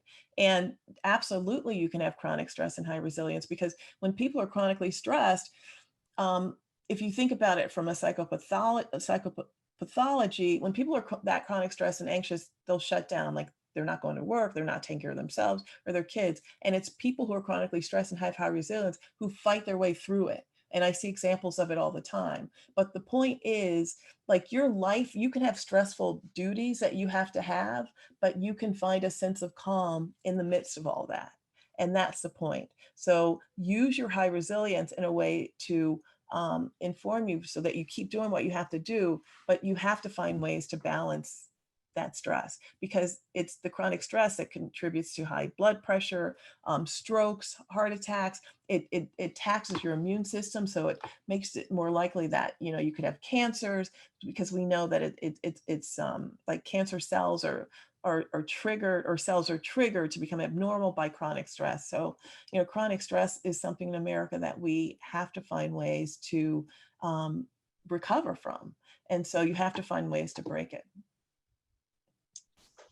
We have another question from Michelle Smalley. She said, this is so good. What is the app you use to check in 7 times per day? Yeah, it's called Mind Jogger. And you can put any question you want in, and you can put it in for as many times a day as you want. But it's really helpful. Just like I get this little beep and I look at it just to kind of check in with yourself. Great. And I think that's all of the questions that I see. There's a lot of comments thanking you and how powerful your message was and helpful, great information. However, let's see. Oh, there is one that popped up in the Q&A. How do you help others to recognize their stress, letting stress affect them negatively? How do you start the conversation? So I am a psychiatrist, where my experience has been most people don't come in necessarily because they're feeling good, but because they're feeling something. And so you start by asking them what brought them in, and then I start by helping them tie whatever experiences they've had, past trauma, their lives, into the feelings that how it presents in their body, at the same time recognizing their strengths. My career has been working with individuals who are in low resource communities. I've worked at Rikers, still work with people who have been in jail. And so helping people find their strengths the first time they meet you, no one should, in my philosophy, no one should walk out of my office without knowing something that they're good at. Because too often, especially in mental health clinics, 70% of our patients who need to be there don't come back because we don't make them feel empowered. And so one way to help people recognize their strength is to and acknowledge their stress is to certainly highlight and help them understand why they're feeling a certain way, but also give them the tools to have self-efficacy so that they can do something about it. So most people know what they need. Most people know what's wrong with them. A lot of times they may not feel safe saying it to their family or saying it to other people, but you have to say it and acknowledge it to come up with the right plan. So it's about creating the space that's safe where people can be open and vulnerable, but I'm not like a voyeur. I'm not just listening to them. I'm helping them come up with their own tools and suggestions. And sometimes that may include talk therapy. Sometimes that may include medication. Sometimes it may mean saying, you have to stop self-medicating so that we can deal with whatever you're going through. But it's individual.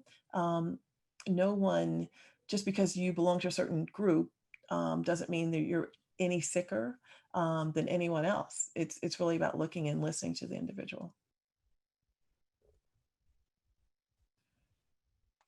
Great. Well, thank you very much, Dr. Taylor. This was certainly inspiring, and others have said how empowering your message has been. I really liked what Chancellor Ford had to say.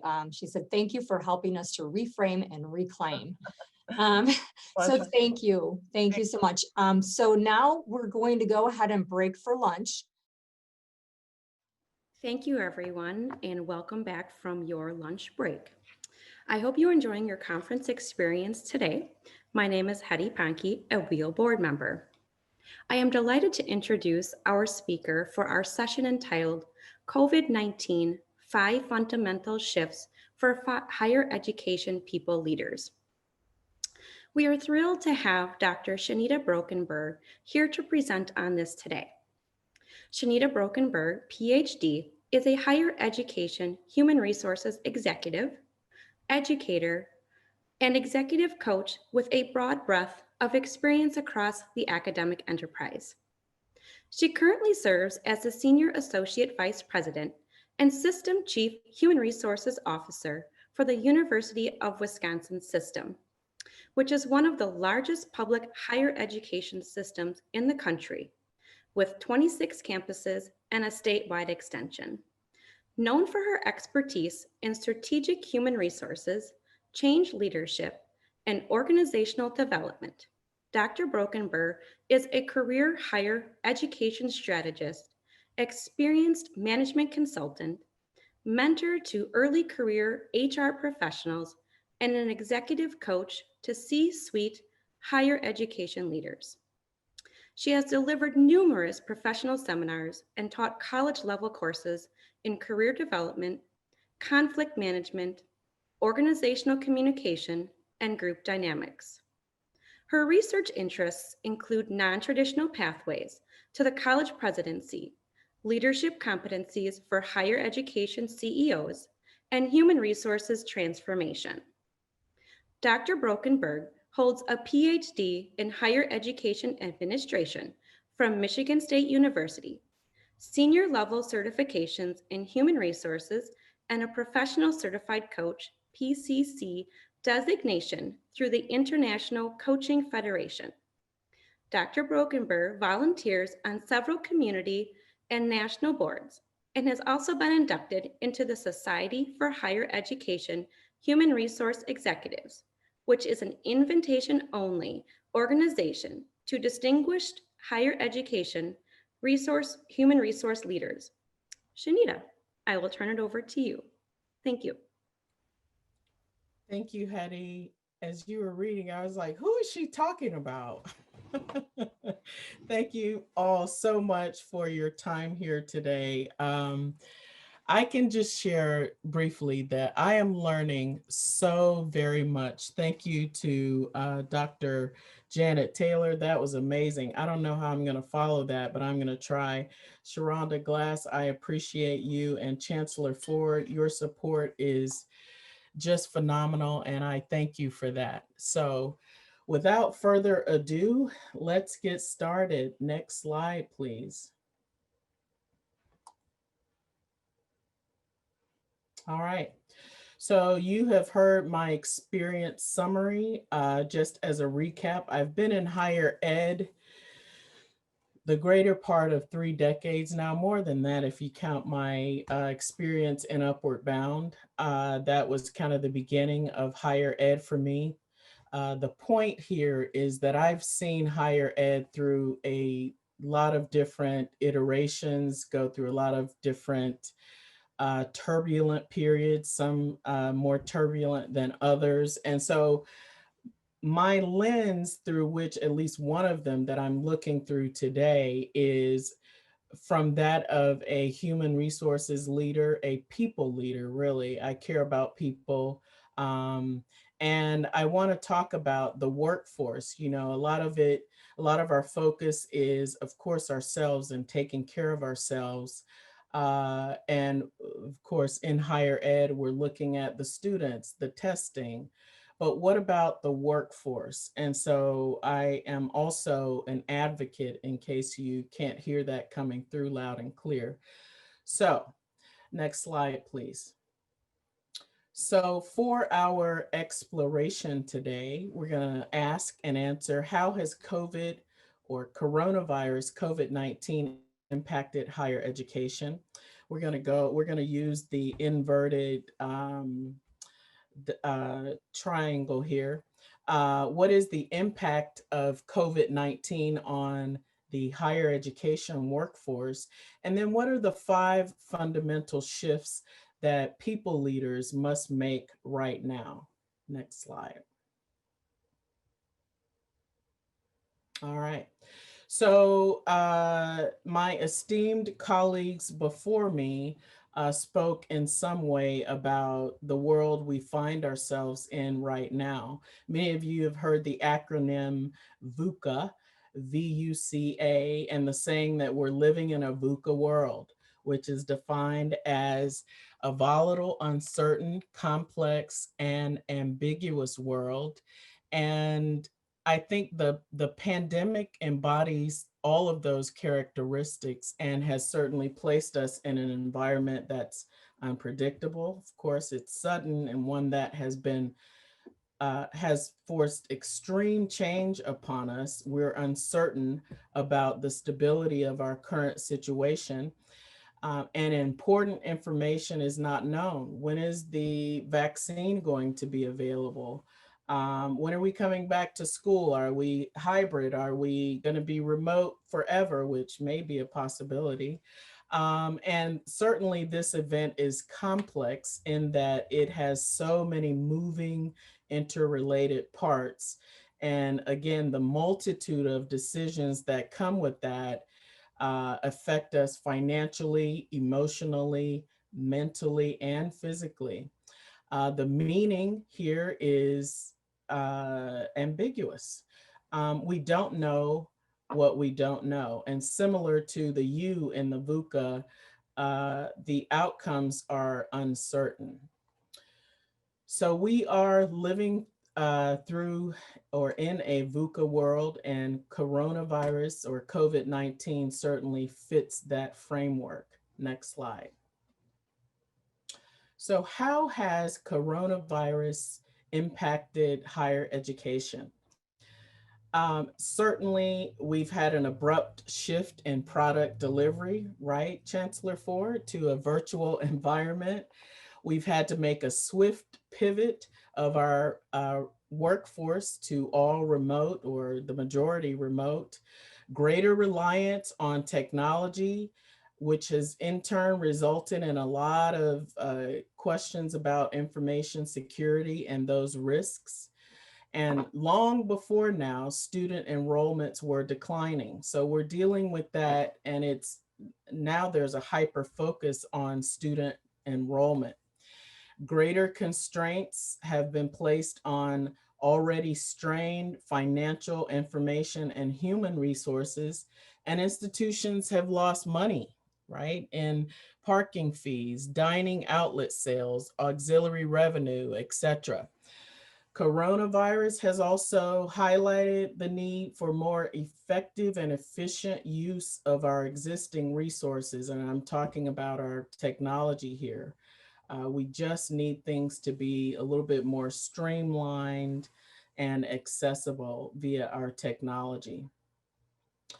In addition, the toll on our psychological, emotional, and physical well-being cannot be ignored.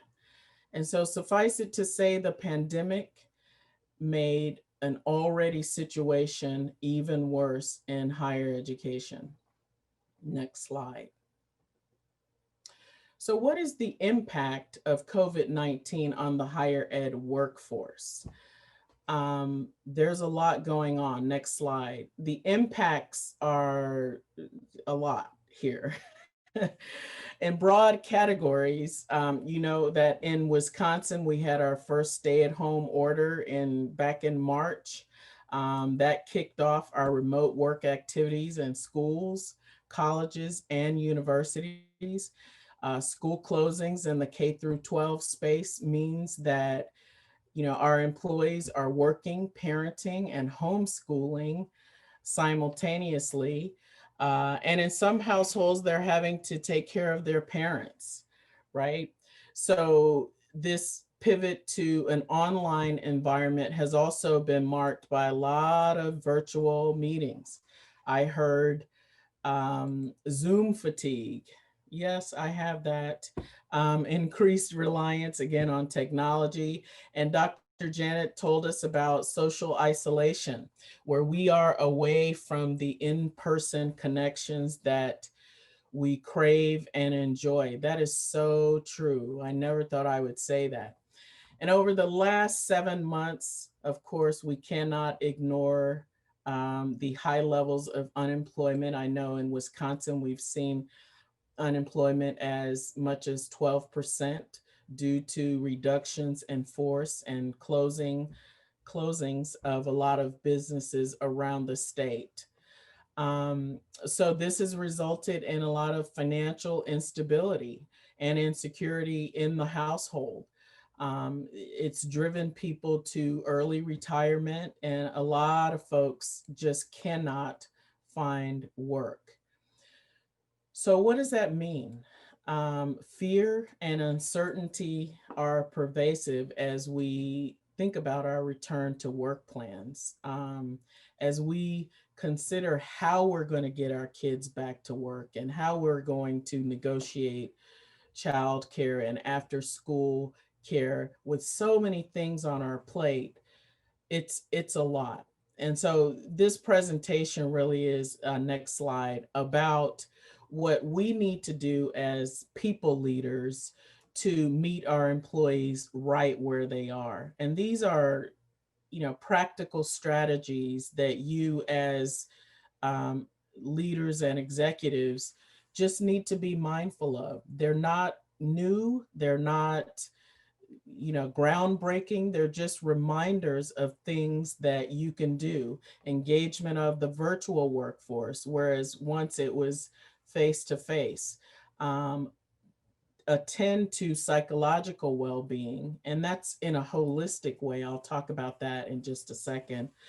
Third, we want to connect trust, flexibility with productivity. If your employees don't trust you, they're not going to be as productive as they could be. Managing change, which is one of my favorite areas, and I'll give you a framework for looking at systems change. And it's a really great visual that I came upon. I wish I could claim it for my own several years back, but it's really guided me through managing complex change. And then lastly, How do we leverage the 5 generations now in the workforce? Next slide, please. So shift number 1, strategies to increase engagement of the virtual workforce. As I thought about what I would say to you here, again, these are not new things, but we've had to kind of be intentional about engaging our workforce virtually. We used to manage on site. There was a human face-to-face aspect of our interaction, and now it's virtual. So now more than ever, we have to be very intentional about communicating clearly, broadly, often, and with transparency. You as a leader have the power to do that. One of the things that I can't remember which speaker mentioned, it may have been Dr. Janet, we need to minimize uncertainty where we can, right? You can do that with clear communication and by being transparent. All of these lessons that I'm sharing with you are tried and true and things that I've learned from my own team. Transparency just means easily seen through, right? No secrets. It's taking action so that others can see them.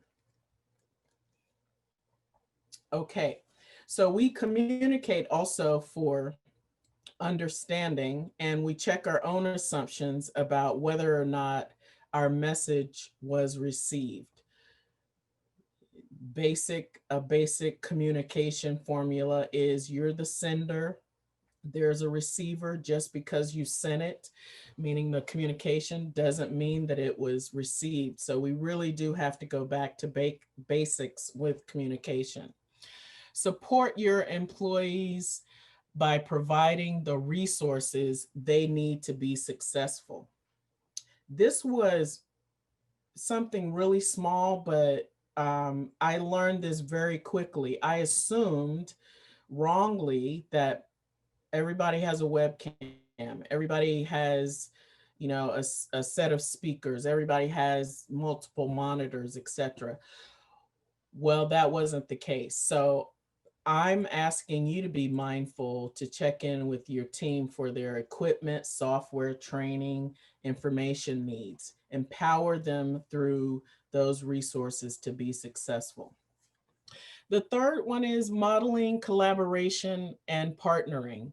I learned a long time ago as a leader, no woman is an island. In my personal and professional life, you need others, you need partners, you need to learn to collaborate in order to achieve the goals of your team and those set by your organization. And you needed to add value as well. So the next bullet is find fun ways to connect with your employees. And I will say that I'm a serious person. I had to be kind of nudged in this direction by my team. I remember our first week was wear a silly hat on Zoom. And I thought, oh my God, I really got to stretch myself. I'm such a silly person. But after 7 months, now we have virtual happy hours, non-alcoholic. We have team lunches without shop talk. We have show and tell with my team. So these are just little ways that we incorporate fun into our day and our weeks. We got to get through it. We got to stay together. And we really do need to be mindful of ways to connect with each other. And lastly, the Society for Human Resources Management says that expressing appreciation, celebrating small wins, and recognizing progress is excellent ways to boost morale. You really do need to be flexible and understanding as well. That's the last bullet, I think. Okay. Next slide, please. All right, continuing along the same lines of workforce engagement. Now, These strategies may not automatically resonate with you as ways to connect to engagement, but they do. They have more to do with providing leadership around how individuals work and how you as a leader manage performance. So the first one is, and all of these are commonsensical, back to basics. Set your expectations for rules of engagement between team members, meaning level set so that we all understand what's at stake. Everyone understands roles and responsibilities, and therefore they are accountable when you do that. It's important also to develop a structured check-in schedule. This has worked wonders. But I've also learned that a drop-in is also a good thing. We call a drop-in on my team a chat. If I need something and it's outside of our regularly scheduled time, I just drop in and say, hey, are you available? Hey, how you doing? Just checking on you today. That has a lot of return on investment when you do little things like that. Next, the trickle down effect that Daniel Goleman, who is the guru of emotional intelligence, Daniel Goleman talks about the trickle down effect. And basically, this just means that your team is looking at you for cues on how to respond in a crisis.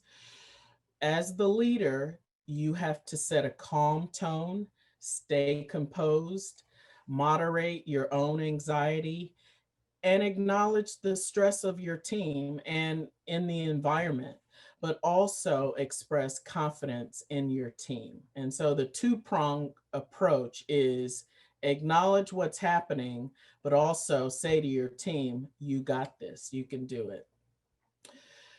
The next to the last bullet is so important. Members of my own team and those of my colleagues have expressed burnout. They're nearing burnout. So we have to be mindful of this. And we do this by monitoring their workloads, co-monitoring, because we're all adults and we can monitor our own workloads and of course use our words to say, hey, I'm nearing that point.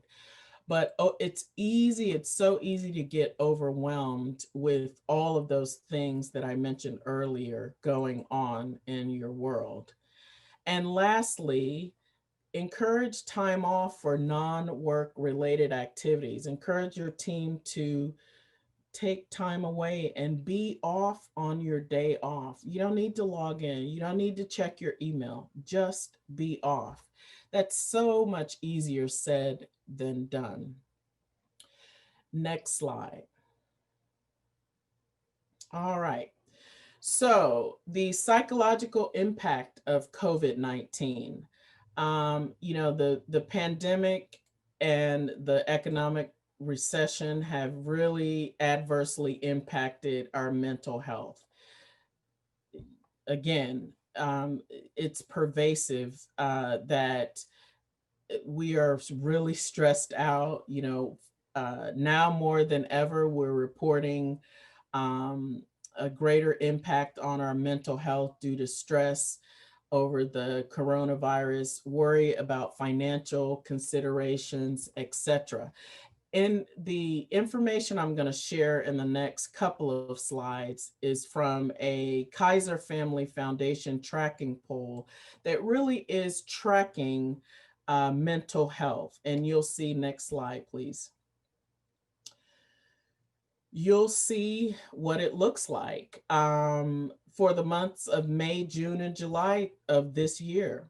The number of adults 18 and over expressing symptoms of anxiety or depression is on the rise, and it's continuing to trend upward. Look at that. That is a concern that we need to be mindful of as leaders. Next slide, please.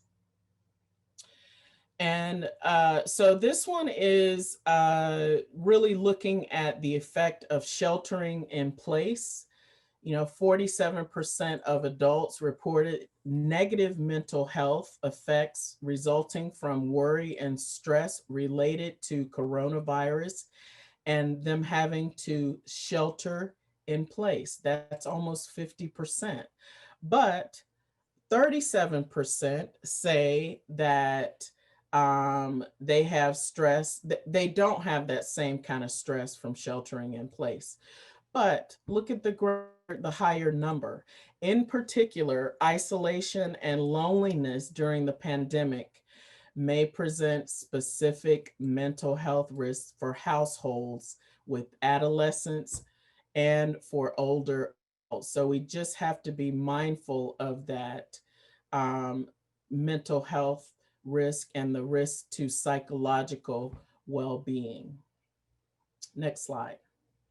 And lastly, this shows the impact of losing your job, lost income, or unemployment on your mental health. And this one was kind of startling. I think that's greater than 50% of folks are really anxious about losing their job. They're increasingly depressed, experiencing anxiety, distress.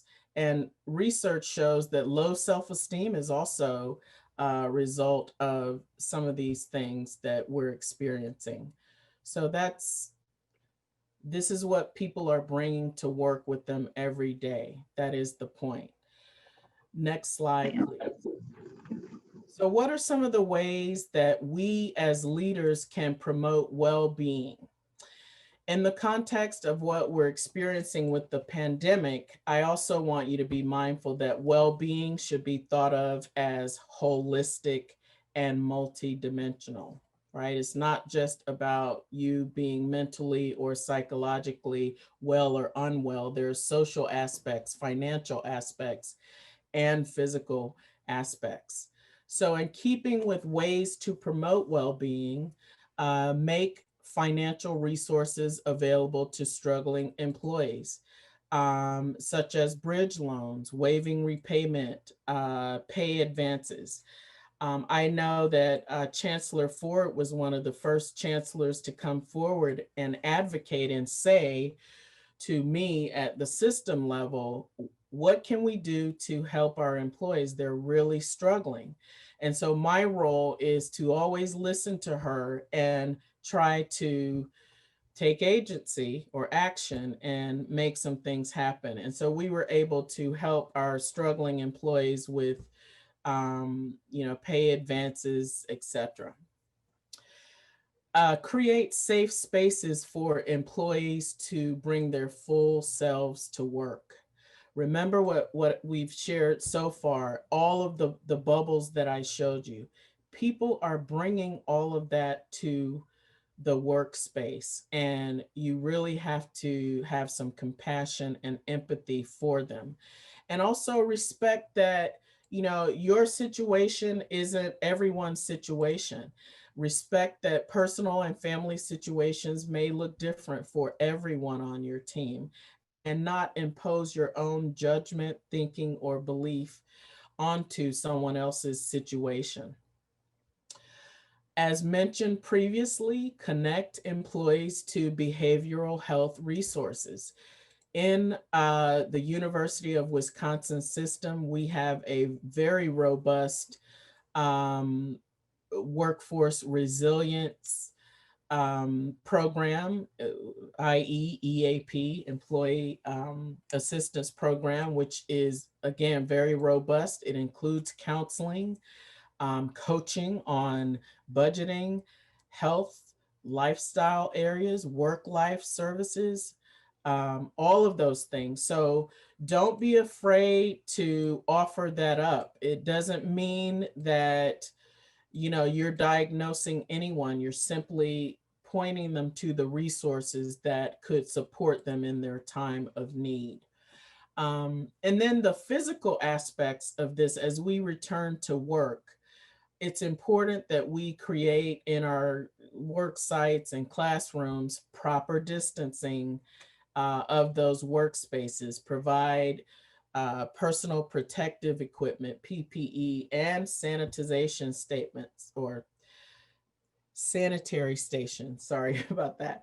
I know that we're doing that across the UW system in all of our buildings. Next slide, please.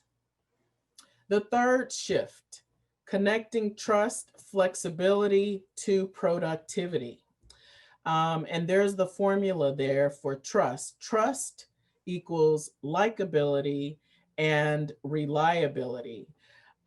Ways that we can build trust. It's been said that trust is the foundation for success in remote teams, but I would also say in not only in remote teams, in all teams.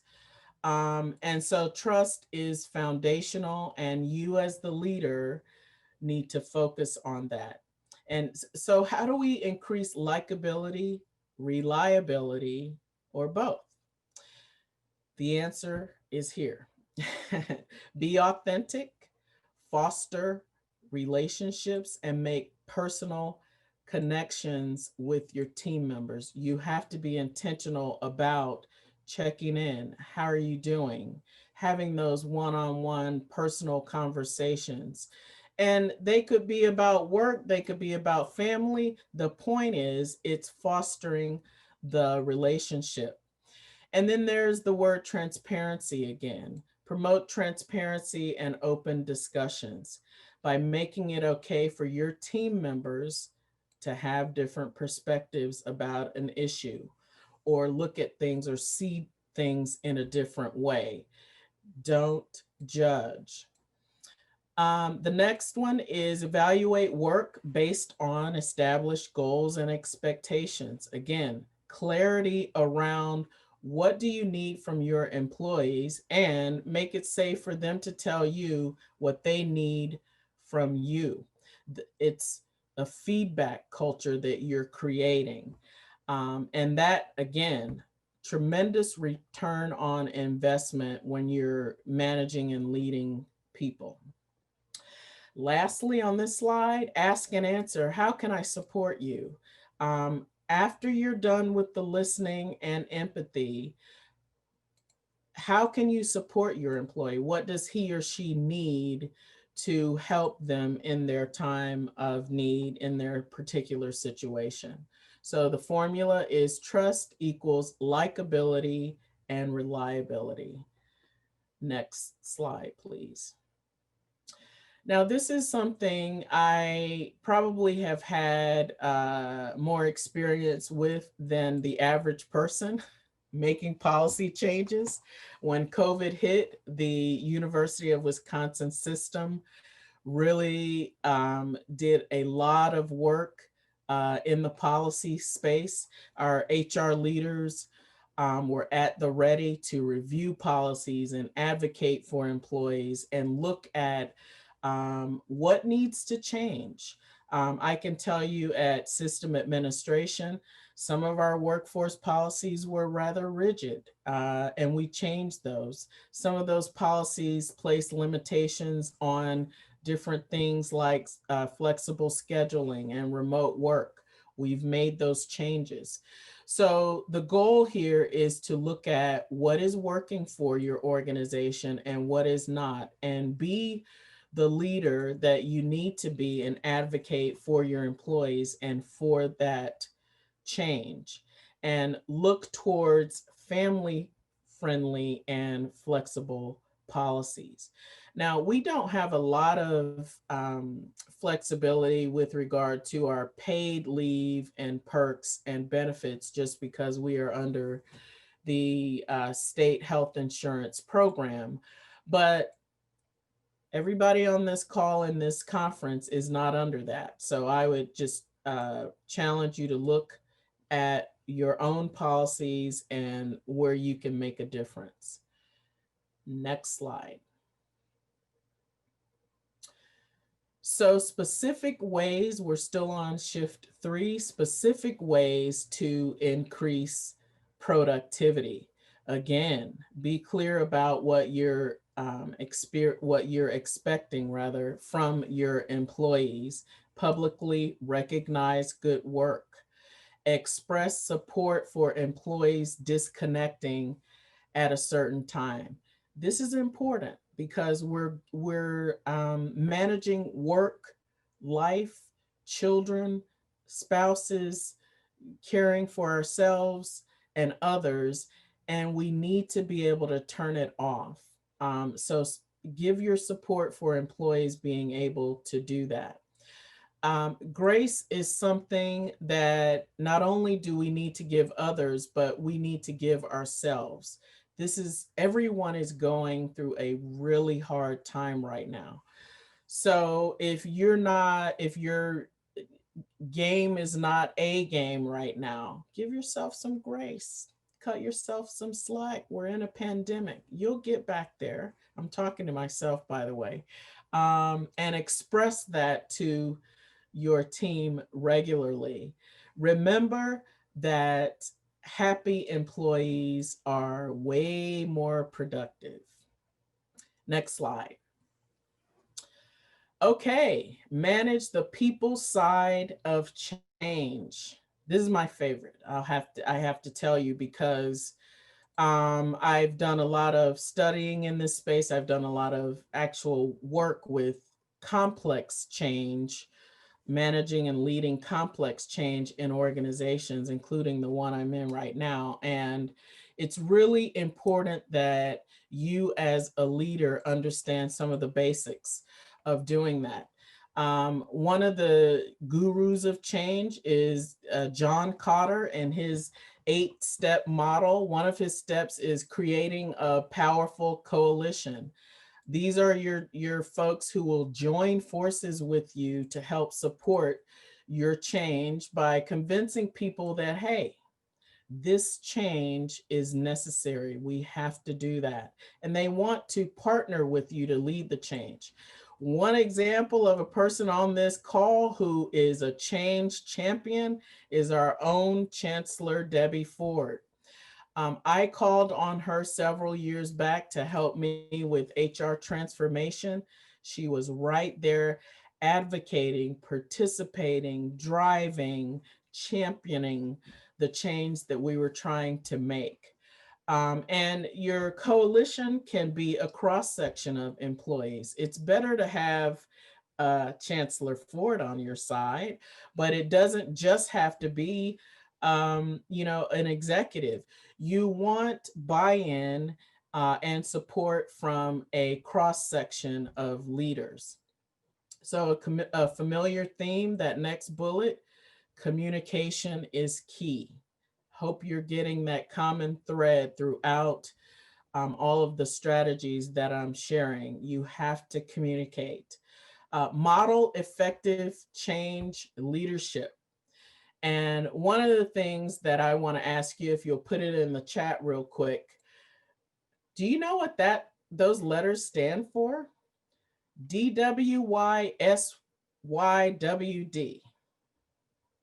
I'm looking at the chat. Yes, Caitlin. Do what you say you will do. That is so important to honor your word. Do what you say you will do. That's one of the foundational steps in modeling change leadership, building trust, building credibility. You have to be a person of your word. Also, coach by leaning in. Your folks that you gather around you to help you with this change have important things to share with you. You can glean so much from them, and you can actually turn them into champions by listening to them and understanding their different perspectives, and then advocate where you can. Next is stewarding your mind and emotions. Remember that you're on stage, everyone is watching you. It's really important to be tempered in your approach and in your temperament, and foster inclusion. How does Oprah say it? You get a car, you get a car, everybody gets a car. Everybody gets included. And that is the way, that's kind of the secret sauce to effectively managing change. Next slide. All right.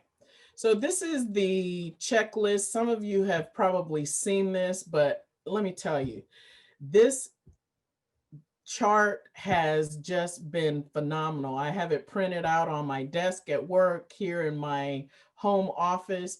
When I'm thinking about managing change and large scale complex change, this is the framework that I use. And Dr. Janet Lippett, I wish I could take credit for it, but it's hers. It's a tried and true framework for thinking about systems change. And if you look across the top, you know, over those 5 areas, if you're thinking about a change, is the vision in place? Have you clearly articulated the vision, the long-term where you want to be, not just where you are now, the current state, but where are you going? Are you equipped with the knowledge, skills, and abilities to lead the change? Are you? Do you know about change management, change resistance? Do you know how to mitigate resistance? Those will be important and very useful skills for you to have in your toolbox. Now, can someone write in the chat the WIFM? What does that stand for? WIIFM.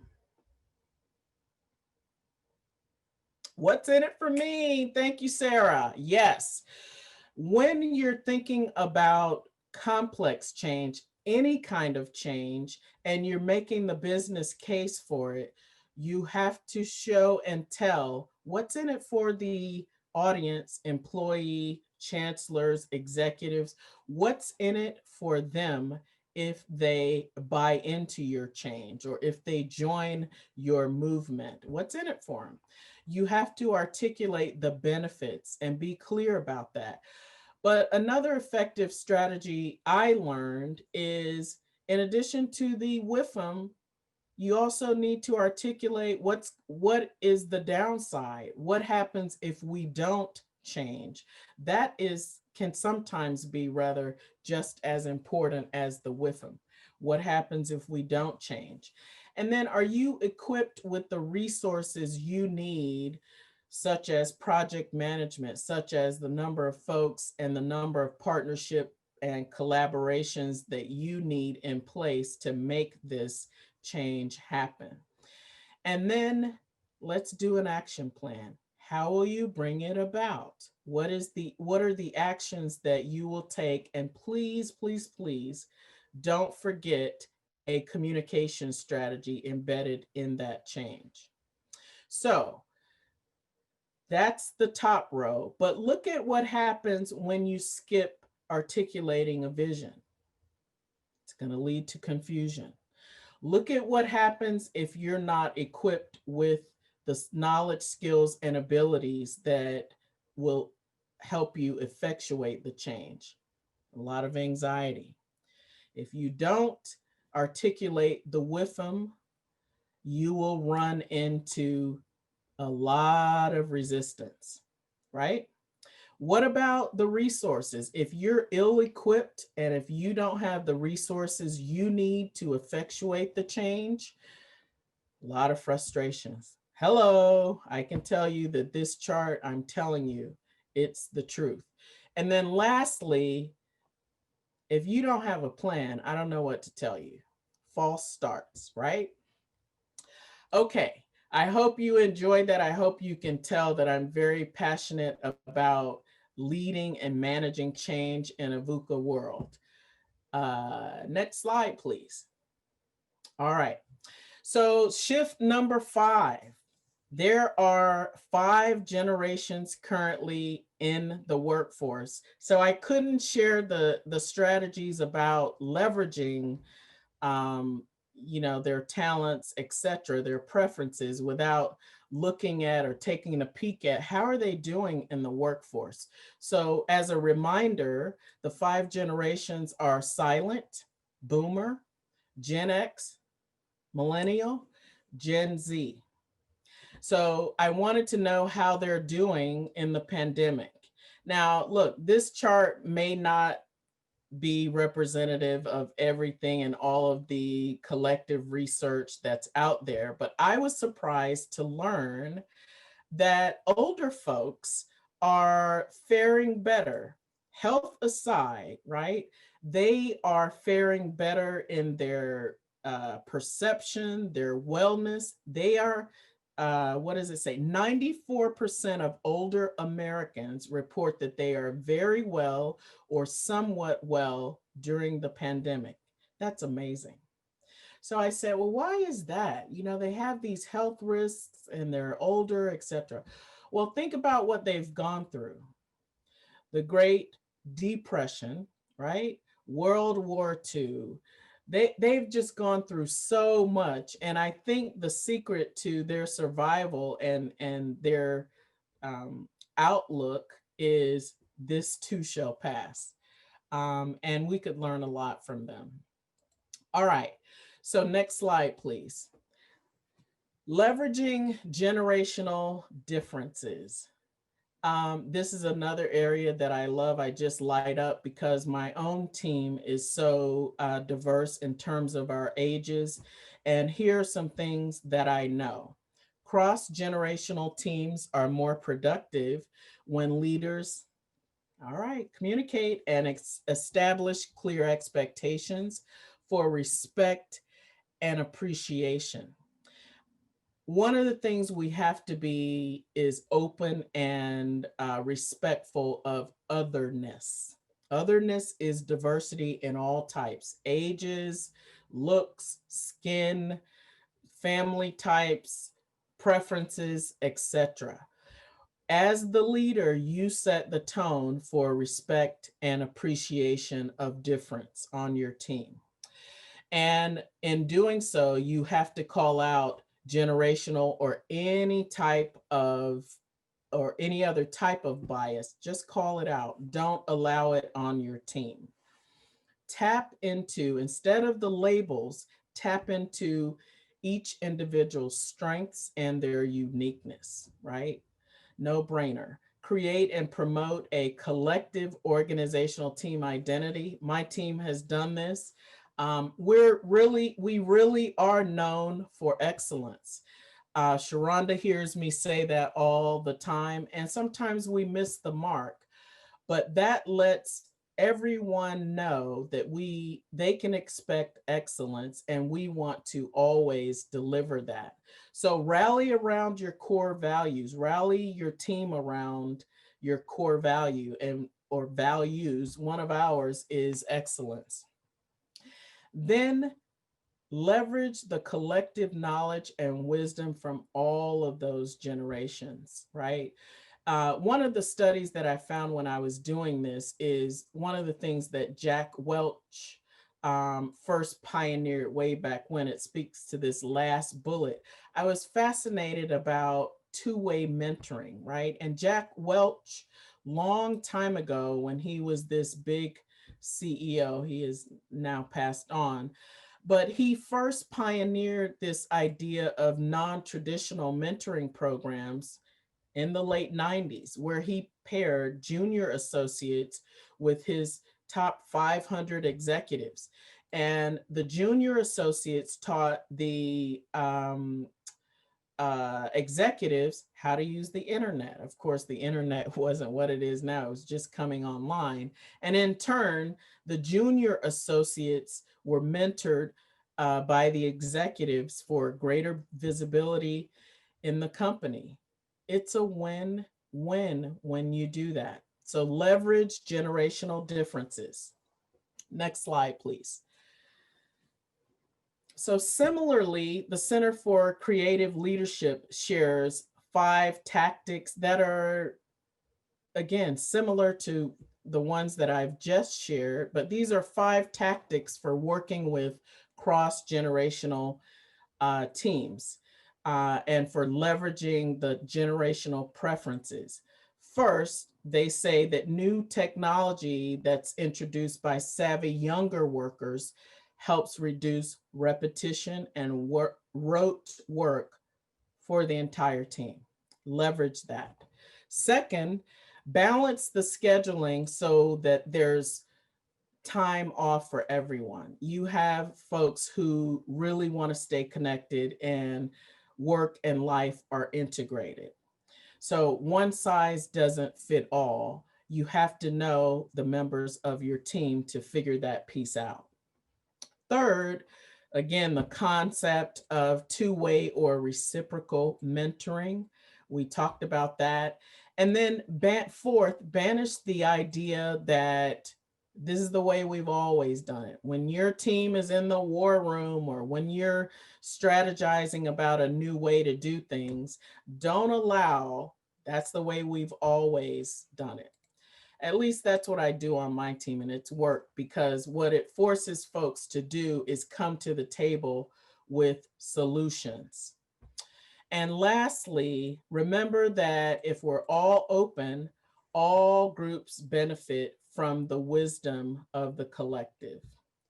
All right, key takeaways, next slide. So in summary, right? Change is constant. Let's master how we manage it. Also, this is something I really didn't harp on a lot, but I think that remote work in some way, shape, or form is going to be our new reality post-COVID. We cannot go back to how we were just doing things face-to-face. Communicate clearly, broadly, often. You got that. I beat that into your head, right? Policies and practice go hand in hand in creating flexible workplaces. Next is support your team by providing the resources that support their success, and then manage their performance by evaluating that performance against the goals and objectives that you jointly have created and set together. And as a leader, be visible and be present, not just physically, be present.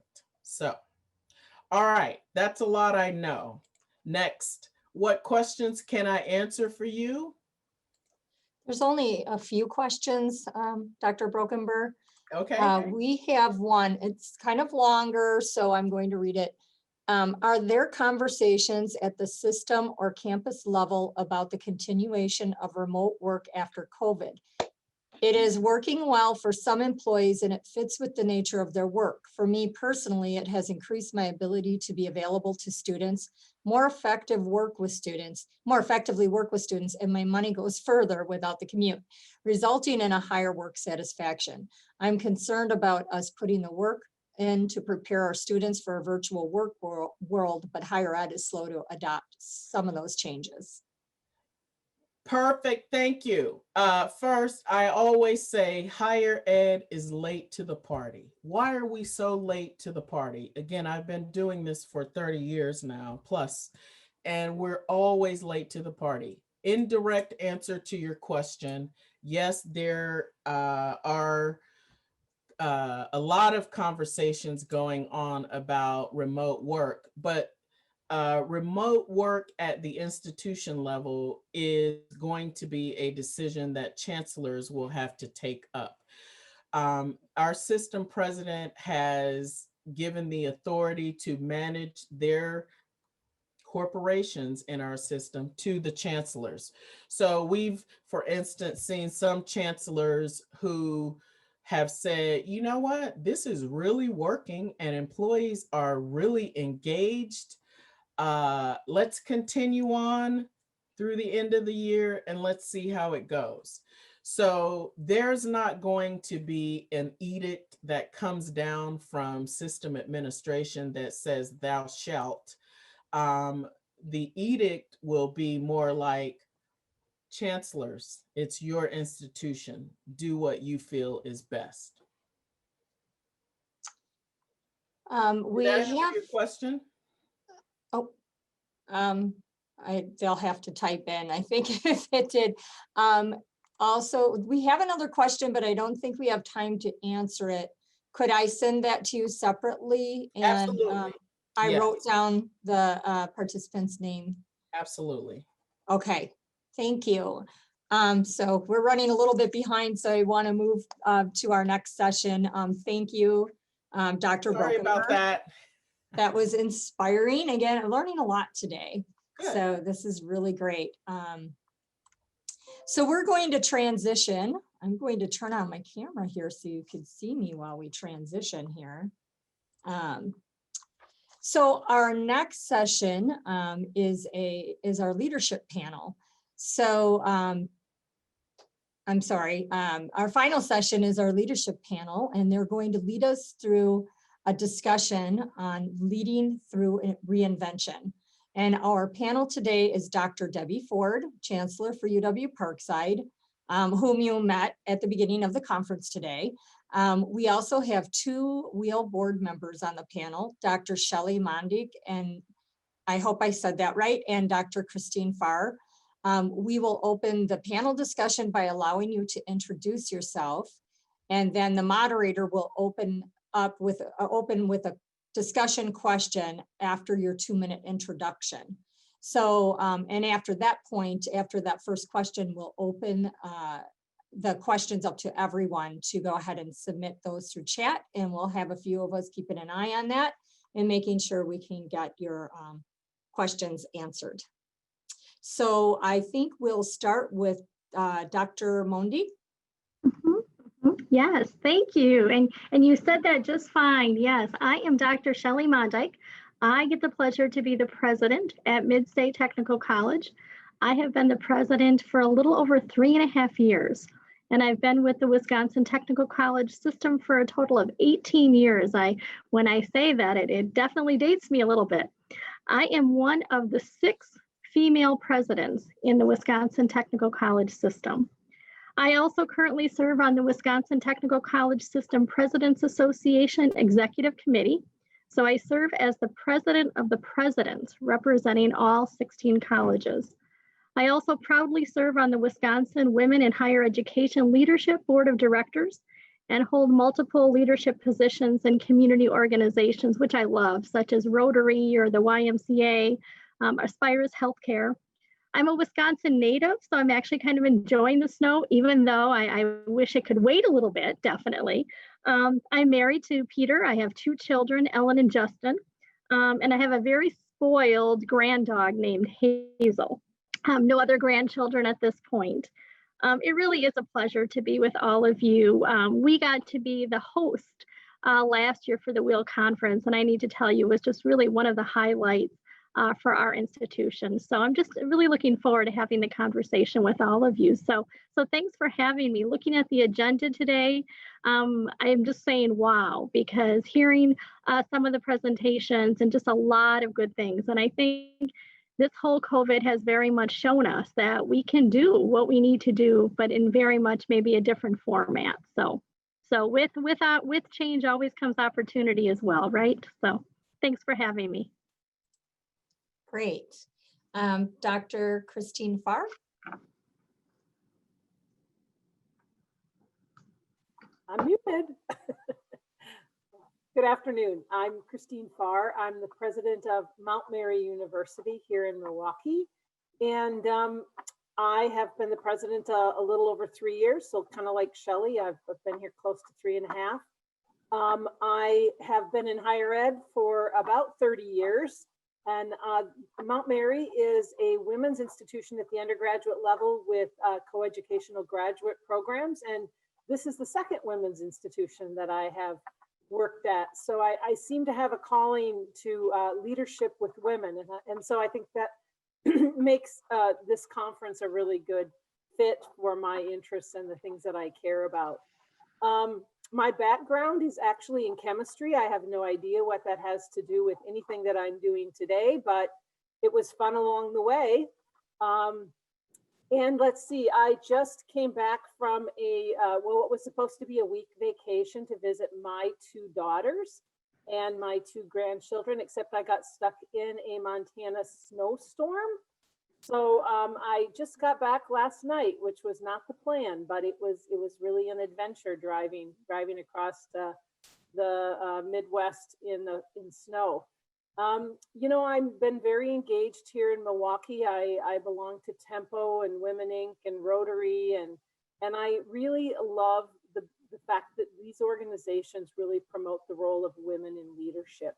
And I've been listening today to these presentations and just feeling like I can't imagine what I have left to offer after I hear all this great advice, because you pretty much are stealing all of our thunder, if I'm guessing right. But I'm really grateful and honored to be asked to speak today. And I just want to commend the leaders, and I especially want to call out Wendy Weaver, who is the president, the president who's moving away from that role, but who has done it for a number of years for the great work that she does. So thank you all for inviting me. Great, thank you. Dr. Deborah Ford. Thank you, Krista, and it's great to be with Christine and Shelley. We are the presidential sponsors for the Wisconsin Women in Higher Education Leadership Group, and it's great to have representatives from our technical college system, the University of Wisconsin, and our private college partners. So thank you. But all I have to say is, wow, my cup is overflowing with goodness from this session, and the chats, the questions, the presenters. I just have to say, wow, I have sat in on a number of webinars since we started in COVID, and some particular in areas to be able to learn more. But I have to say this is one of the best I've participated in. So again, thank you to our powerhouse rock star speakers. Thank you to the WHEL board under the leadership of Wendy Weaver. And thank you to Dr. Sharonda Glass for leading this session with the help of the continuing education unit at UW Parkside. So bravo, bravo. So a little bit about me. I'm Debbie Ford. I serve as the chancellor here at UW Parkside, and I'm in my 12th year as chancellor. So I've really outlasted the average, and it's because I continue to have fun. I continue to believe that I am making an impact, and I continue to love what I do. And for me, I am an educator, I am a leader, I am a first college graduate, and I am passionate about student success. And so it's things like this that just motivate me even more. But I want to tell you a little bit more about me that you may not know. I grew up in Louisville, Kentucky, thus the Southern accent. But in the 12th year here in Wisconsin, I am learning to like winter. I still can't believe that both Christine and Shelley have seen snow. It's October 22nd. It's too early for that mess. I am a mom. Well, I'm a daughter, a sister, a friend, an aunt, a mom, and a wife. So I've been married to John for 31 years, and he has been very, very supportive of me and of our family, and has certainly, given up things in his career in order to support my career ambitions. I am the mom of Abby and John David, and amidst COVID, Abby got married this summer, and to the love of her life, Shane, and a wonderful celebration. And so we welcomed our son-in-law, and have to report and be proud of my son, who finished his master's in May, was going into the best job market ever in computer science and computer engineering, and then had to move home with his parents because his lease ran out. But he did accept a job yesterday at a local firm here in Kenosha, and we're happy that he is doing what he wants to do and beginning his life after college and after graduate school. So those are a few things about me, and just happy to be with this panel, and we're open to answering any questions. Thank you, Debbie. So I'm going to start with the first question, and you'll each have 2 minutes to respond. And then after that, we'll open it up for more questions. So here we go. As we have heard today, 2020 has been one of the most difficult years we have experienced. How have you as leaders pivoted to ensure that your organizations remain effective? And since you're up, Debbie, do you mind starting? That's fine. So a great question. I think 2020 will certainly be a year that we will never forget. And there are many, many aspects that we hope we never have to repeat. But there have been some really good things out of 2020 as well. And so I hope that we don't only dwell on the challenges. There are many, many opportunities, and we've heard that throughout our presentation today. So I think the key word here is pivot. And as a campus leader at UW Parkside, I think the key is to continue to live in the present and realize that the challenges related to the pandemic of COVID-19 and the pandemic of systemic racism and social unrest are real, and that we can't get too far ahead. We have to really live in the moment. I, along with my team, have continued to be responsive to what those needs are and continue to realize that what a decision that we make today may need to change even tomorrow. And I think that's what we've also learned. I have engaged, leaned on, supported our campus leaders, recognizing that no one does this alone. But I will tell you, I feel isolated like many of you. My colleagues are here on the administrative floor, but we're all meeting remotely. It gets really old really fast. I've had to lean into learning and learn things, particularly about the pandemic and about a public health crisis, and really rely on the experts and rely on the scientists to help guide the things that we need to do. I'm going to take a quote from what Shanita said earlier. I think we need to continue to give each other space and grace. And I know and believe in my heart and in my head that everyone is doing their best. But there are days when we just can't give anymore, and we need to be giving to other things, and particularly to our families and to ourselves and to our communities. Providing resources and trying to get to yes on as many requests as possible. And then we have a theme this year. It's called Rangers Reimagined, because as we survive and thrive COVID-19 and the challenges that we have in 2020, we need to look at who will we be and what remains core to who we are at UW Parkside as we begin 2021. So how do we reimagine and really reinvent our future, because our students are counting on us. Thank you. Dr. Mondi, or Mondi. Sure, that's okay. It's kind of like, it's actually Dyke, so it's Like Dr. Mondike, Shelley okay. Mondike. Yep, that'll be easier for you that way. I'm grammatically incorrect, you know, with that E before that I, so you are definitely not the first person where that's occurred. So as I'm sitting here and I'm thinking about this question and hearing kind of the word effective and pivot, I think I really need to say that I would hope that the things that are kind of coming to my mind ultimately would be the same things that would come to mind during non-pandemic times from a pivot and effective standpoint. I may be doing a lot more enhancement of some things or asking some of our team members to do the same, but it really is looking to see what's the situation right now and making that decision. And I love what Debbie said. Part of being a leader is you have to be able to look at the data, look at the information, and have confidence in making a decision. Knowing that, again, tomorrow you may make a different decision because you may have more information. And I think that sometimes as leaders, we can be a little gun shy on that from a standpoint, we never think we have enough information, but so many times we have to make a decision based on what we have. And that really, I think, is a high attribute depending on the position that you're in within the organization. I had jotted kind of 6 things down, actually, because I was thinking we were going to be asked about 2020 and, you know, some of those things that we should keep in mind. So I'm just going to kind of quickly, it's just going to take me probably a minute to say them. But the number one thing that I put down is, I think in a situation like 2020 or a year, is you need to really lead by understanding. So you have to be informed of whatever the situation is. And I think that with that, you have to really, in that situation, come up with a goal in mind and then kind of work that back. So from a COVID standpoint, we made the commitment that we wanted to, you know, keep the health and safety of our employees and our students, you know, first and foremost. But we also needed to carry out our mission of educating people. And at the same time, we kind of had this goal that we wanted to have uninterrupted education, meaning that we were going to be able to be flexible and move within all the delivery modes, but we really wanted to be able to make sure that education was still occurring.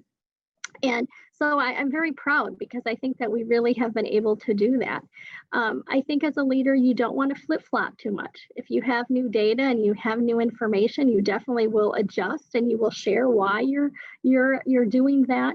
But you need to have a plan. And for us, when information really came out in March and we were dealing with Safer at Home, we really did put that plan out of uninterrupted education. And we really put together a harm reduction protocol that had 6 essentials.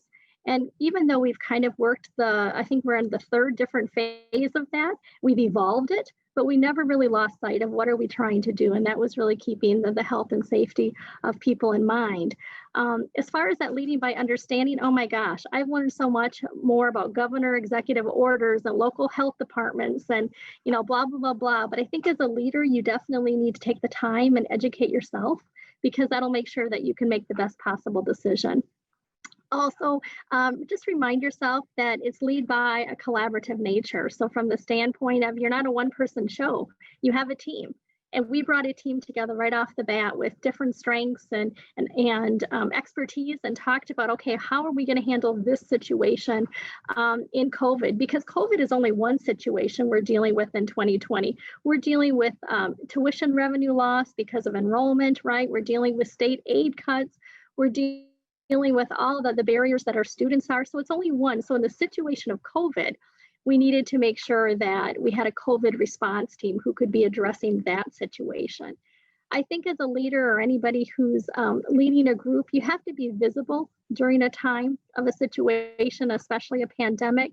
And being visible means maybe through your communication, they need to see your face, they need to see your emails that are coming out. I know I've done some videos, trying to do a whole lot of different things because what may work for one person doesn't work for another one. So just trying to make an attempt, and probably the Mid-State staff that are on today would say, not every video has been great. I've done one. We're going to bring another one out this week, but hopefully they'll at least give maybe an A for effort, right? So I'm learning just like, other people are as well. I think it's also key, be transparent, be honest, be real. I don't have all the answers. I don't know what's going to happen for spring semester. And sometimes you just need to say that. We look at the modeling, we're looking at the trends. I can only really answer what I would decide right now if everything stays the same.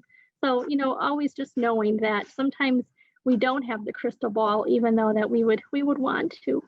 And also a big thing, take the time to acknowledge efforts, because sometimes we get so busy and we got our head down that we really forget to celebrate the successes we're having. And many of us, as Debbie said, in 2020, we have had so much opportunity and we've had so much success. I'm going to leave you with a quote that I think is really important. And I say this one when I'm meeting with certain people. When everything seems to be against you, and I think sometimes in COVID we would feel this way, remember that an airplane takes off against the wind, not with it. So I think, again, we can soar as individuals, we can soar like the airplane, even in times of challenges. But I think even in times of 2020 or COVID, it really goes back to those fundamental things that all people can do. And those fundamental leadership traits. And it doesn't matter what role you are within an organization, it's to show that leadership. So just a couple things that I would have you think about. Stay informed, be visible, communicate, take the time, be transparent, be real. If there's one thing probably my staff, I would hope would say, is they want me to be real. They want to hear the good and they want to hear the bad, and they also want to know when I don't know. Thank you, Dr. Mondig. So Dr. Christine Farr. I keep talking on mute. So I want to thank you, Shelley and Debbie, because you said so much of what I would say. So I'm just going to pick and choose. What I want to say is that everything they said is absolutely right. Okay, and so it's on my list of things too.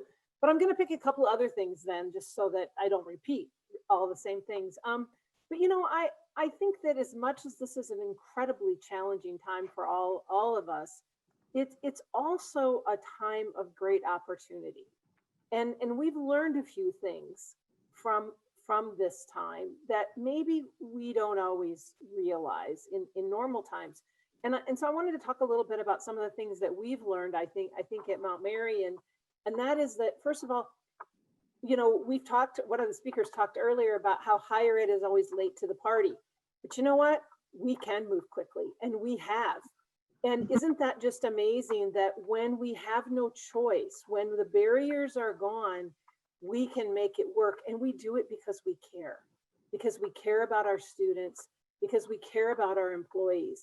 And so, you know, I just have to say that I am incredibly amazed and impressed by the way that our faculty, for example, have pivoted to online education. Mount Mary is not an institution that has done a tremendous amount of online education.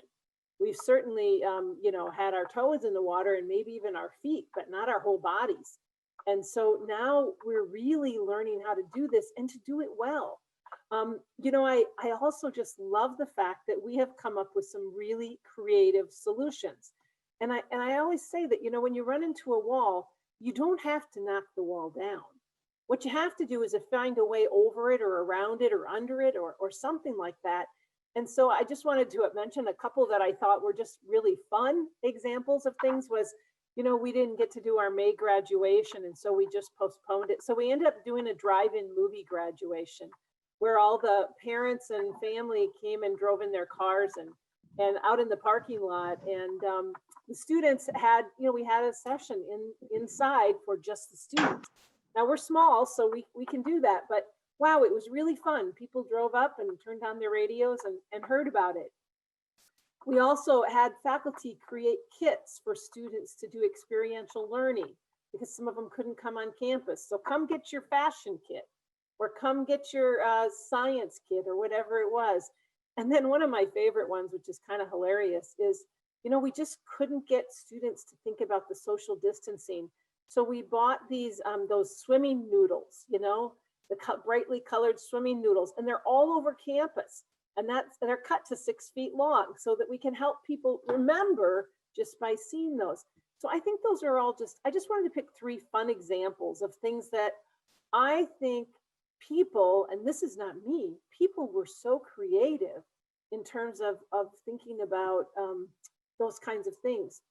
We've talked a lot about taking care of the people on the campus. And certainly I think we've all known that, you know, during COVID, the workload has been tremendous and people are struggling. One thing we did, because we were able to get one of the PPP loans, was we actually gave people year-end bonuses, and we were able to do that because of the work that they did.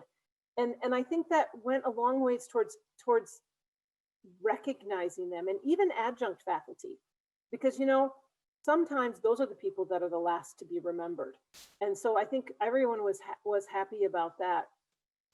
And then I want to just say something about the whole issue of systemic racism that we've experienced. I know down in Kenosha, you've had some issues, and we most recently have had some issues here in Wauwatosa. And I am very humbled by the fact that I am a white woman leading a majority minority institution. Our undergraduate population is 60% people of color. And I am not an expert at this. And I think the humility that you must find to bring and to ask for help to work through these things, to make sure that you're taking care of your employees and you're taking care of your students is really important.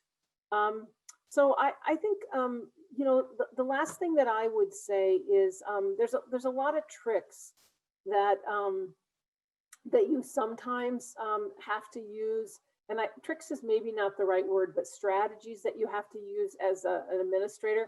And one of them that I like the best is that, you know, sometimes you have to convey hard information, and nobody likes to do that. I do like at least of anybody, I'm sure. And so I have this thing that my leadership team knows about me. And what I use is what I call the sandwich approach. I always share good news. Then I tell the tough news, and then I close with hope, because people have to have hope. And so I think the fact that we're all here today and that you're listening to this is a very hopeful thing to me. So I will end with that. That's great. Thank you.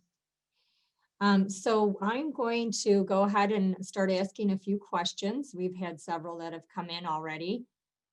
So I will start with, and I think maybe you, one of you can just maybe volunteer, if that's okay.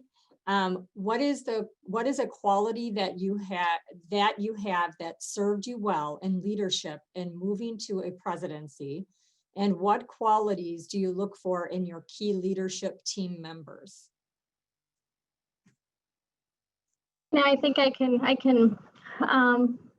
would hope it would be my servant leadership style, meaning that, I care about people. I try to serve. So that's really trying to be solution-minded and put in whatever that time might be to be able to serve my organization, serve my students, serve my communities. That has served me well. I think that through the years, as people have maybe looked to me to either advance or have given me a new opportunity, it would be because I would always put my hand up or I would offer and I'd say, okay, I can try that. I'll take that on. And so I think after a while, people then really can see what you can maybe accomplish. And it's always because I feel like I can do more. If somebody would say, gosh, I need somebody on Sunday afternoon at 3 o'clock, because I have that servant leadership style, I will adjust my plans to try to make that happen. And so that has served me well, really wanting to be the best self that I can be and giving of my time to try to have the best outcome with everybody involved. I would respond to that by saying, I think I'm a pretty strong communicator, and I really expect that from my leadership team too. I always say, please don't assume that people know something. And I think that the importance is the transparency that requires, because I always say, we're working with people who are adults. They can handle the truth. So we have to tell them what's going on. And if we don't, then there is a lack of trust. And we heard today earlier how important that trust is. So I work really hard to communicate regularly, frequently. I have a blog that I post on a lot. It's called The Parkside, so you'll get a kick out of that. And it's just something that's served me well. One other thing that I would say is that I do have I really think I have a great sense of humor. And so on my blog, sometimes I tell funny stories about myself, like the night that I just moved into a new house and got locked out of the house when I was home alone in my pajamas. And people get such a kick out of that. I can tell them all the information in the world, but when I tell them that story, I can't tell you how many people reached out to me and told me how much they appreciated that. So I do think that makes you more approachable and more real, because they're not the only ones that have problems. You do too, even as a president. So I would just add that servant leadership, communication, and certainly, but I would add authenticity. I am who I am. It comes out in everything that I do. But I think a couple of traits and skills that have also helped me, particularly in this role, is being resourceful and being willing to ask for help, and knowing how and when to collaborate.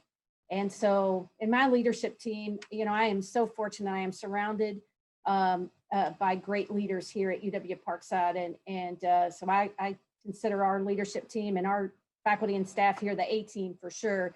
And but looking to that commitment to the vision and mission that we have and what we do. And we serve a lot of first generation college students at UW Parkside. And many of us have had that experience, and we know the importance of paying that forward. Thank you. So the next question is from Sharonda Glass. What recommendations would you have for women who are aspiring to become higher education leaders?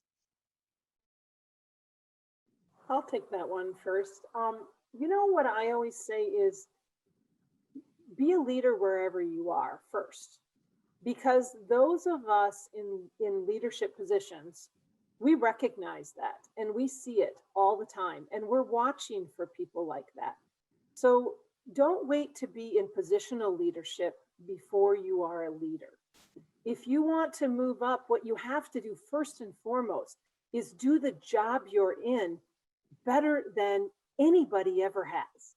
And what I mean by that is just give it your heart and soul, be passionate about it, and really think outside the box, volunteer, be creative, bring forward ways to do the job better. Because I can promise you that every college or university president or chancellor out there is looking for people like that. And we recognize it, and we are going to reach out to you and provide you more opportunities if we see that in you. So that would be my first piece of advice.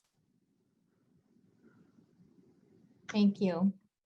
Can I move, or do you want to add? Okay, go ahead. Oh, absolutely. I mean, Christine, that's the best advice ever.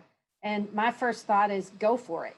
But I think you have to, look for those opportunities, walk through that door of opportunity.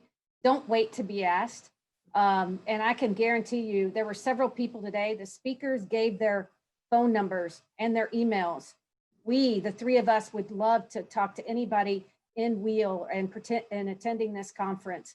What I find is folks don't take advantage of the resources that they have. So get into your resourcefulness and seek out those folks and learn what they're doing.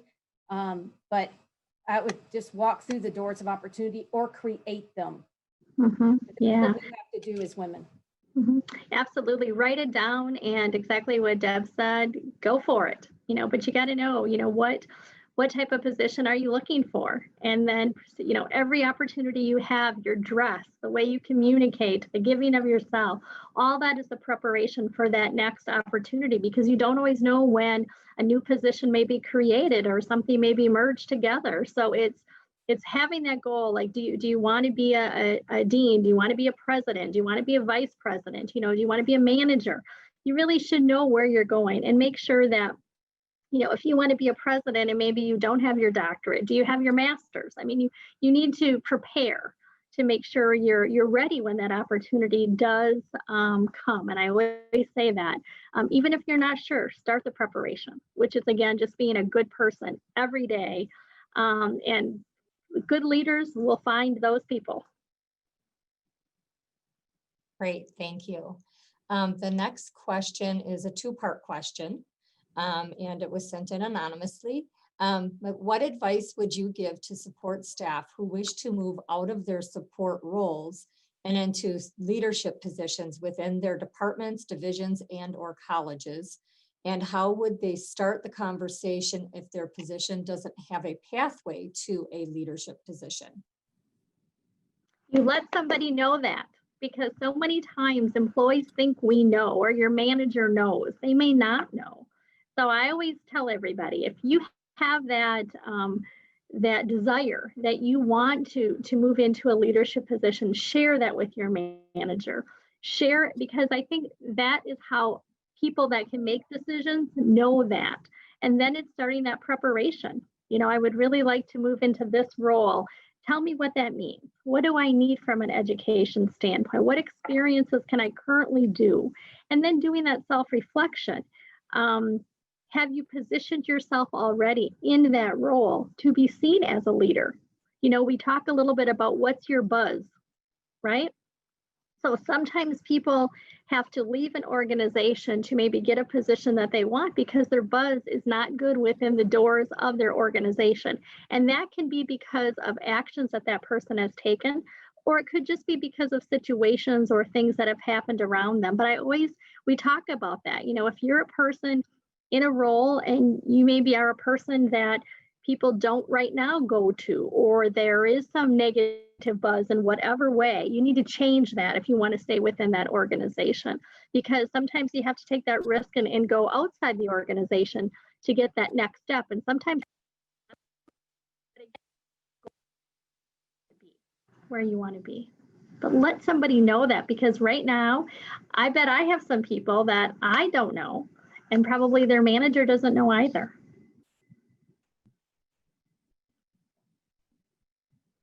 Thank you. Debbie, did you have something you wanted to add?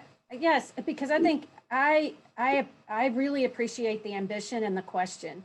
And Shelley gave excellent advice. But I just want to acknowledge this point. Sometimes folks don't feel as if their manager may be supportive. And so what other resources might be available?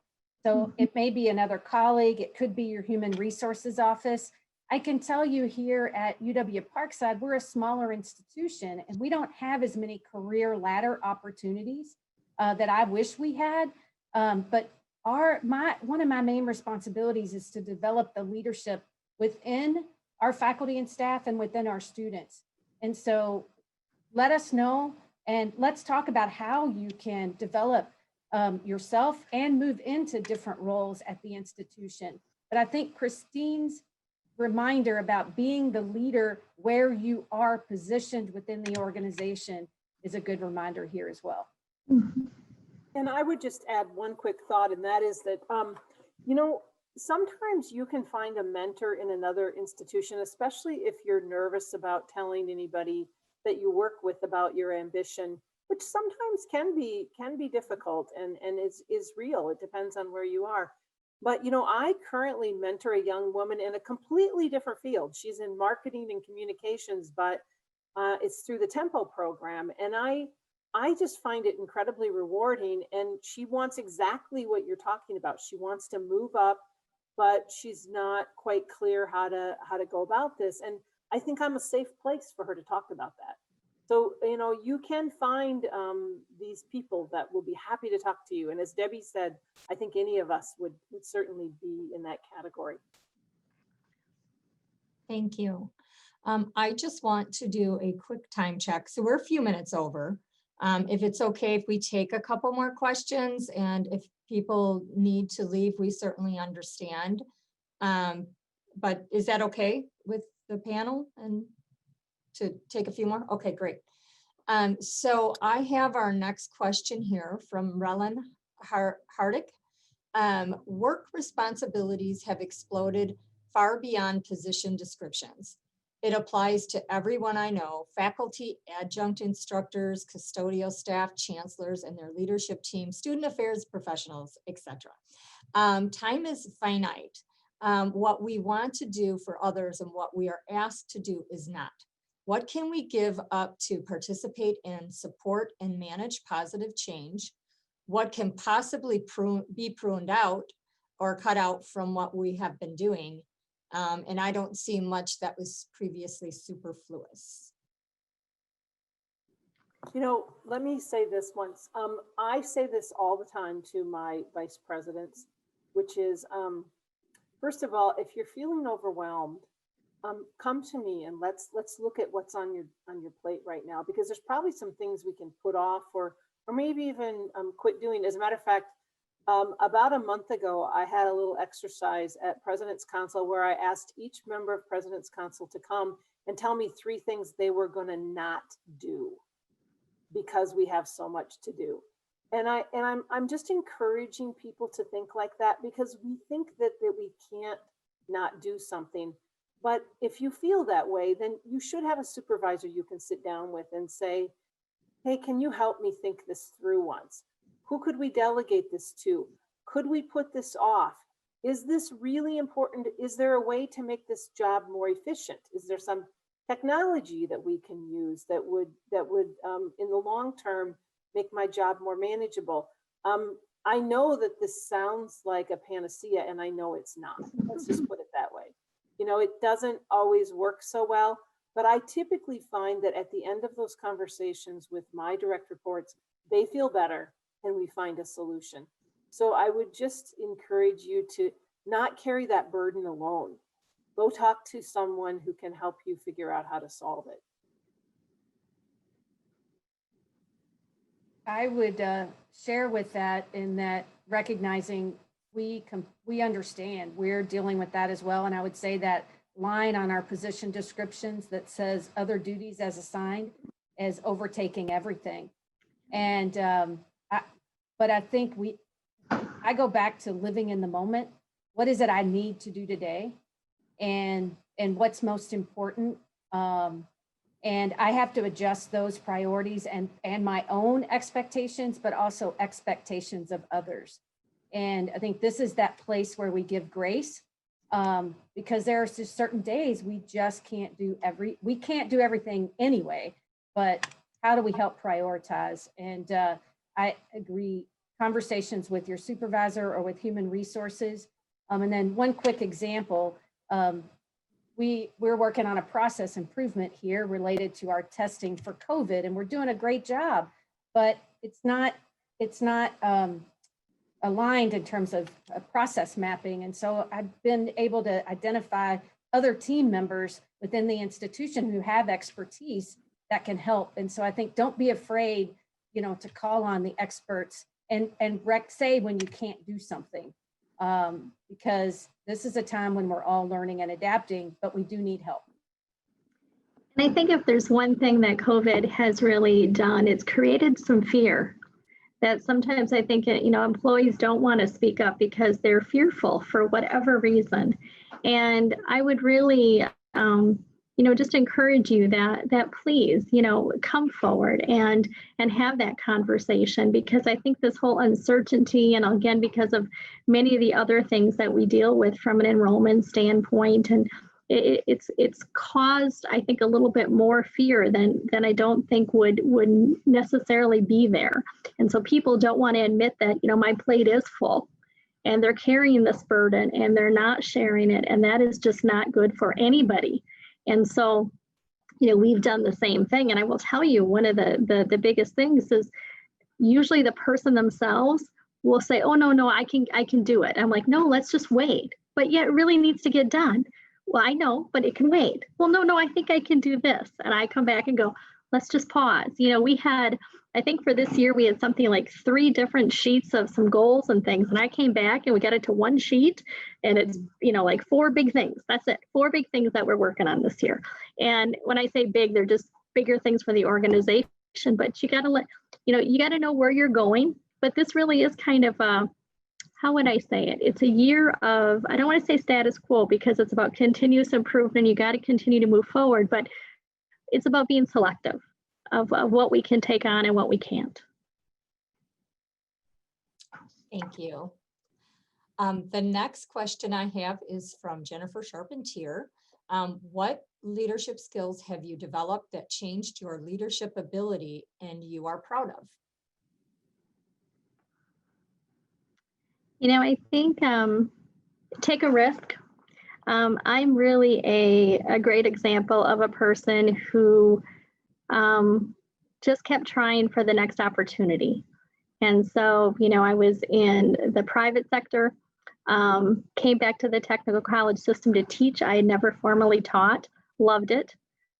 Moved into a dean position, moved into a vice president position, and got so lucky to now be, a president. So believe in yourself and have that confidence, and just know that you can do it. And don't let anybody tell you differently. You might have to take different paths and things like that, but I really believe in promoting people from within when we can, and giving people opportunity. And so just really, if you have a desire to move up, share it. Keep preparing yourself for it. And we need leaders. I mean, there is going to be a ton, just like in every industry, workforce shortage, right? Same thing with vice presidents and presidents and deans, and big shortages. So we want people like yourself who have this desire to want to maybe do a little bit more.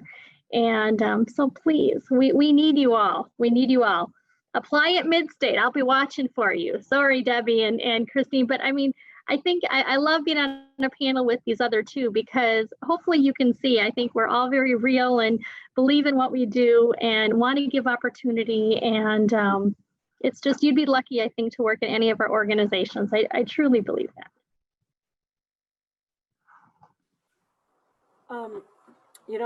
When you ask about what we've developed, I might say, what am I developing? Okay, because I don't know that I have this thing I'm going to talk about mastered. As a matter of fact, Wendy could probably confirm that. But I am. It was really interesting to me when I did the Strengths Finder survey, where you try and find out what your strengths are, and I found out that my #1 strength, which I should have known, but I didn't realize, was that I'm an achiever. And that is both a blessing and a curse, because what that means is that every day is a new day where you have to accomplish something. And people who are achievers are incredibly driven. And so the problem with that is most people aren't achievers. And so you have to really learn to, sort of meter your expectations a little bit. And that's something that has been a real learning curve for me all along, because I'm a go, go, go person. And then I just collapse in bed at night and I'm happy because I accomplished something. But, other people work at different paces and in different ways. And that's been a real learning for me over the past 30 years. And especially as I've gotten into leadership positions. So I don't think I have it mastered yet, but I'm working on it. So just know that, right? Okay, Wendy, I'm just telling you too, all right? So I will add quickly, I'm a maximizer and I've never met an opportunity or partner that I didn't like. So that's my challenge. So I think the one thing I'm working on in leadership, though, I'm going to speak personally, is how to really relax and be more mindful and really to work on self-care. And so I think those are things, and I would say that my leadership development continues to be a work in progress. Proud of what I've achieved, but know that I can continue to learn more. Thank you, Dr. Ford. That's a great way to end our panel session for today.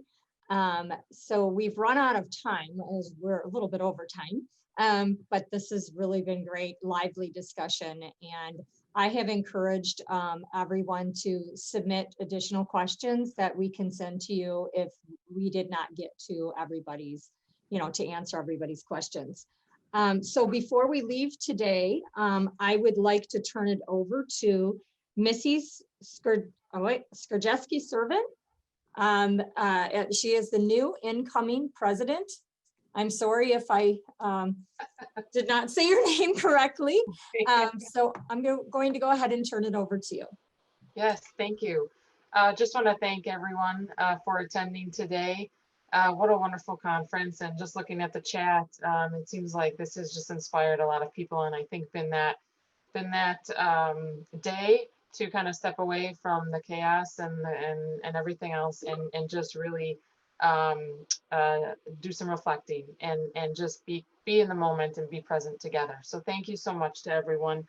I do want to take a minute just to thank Wendy Weaver, our outgoing president. I have big shoes to fill coming in as our new president for WHEL. I'm so very honored, but just want to thank Wendy for all of her dedicated work to our board, to the organization over the last several years. And I'm going to be looking to her for some continued guidance in this new role. Wanted to also invite all of you to refer to our website. We recently reimagined our website, www.whel.org.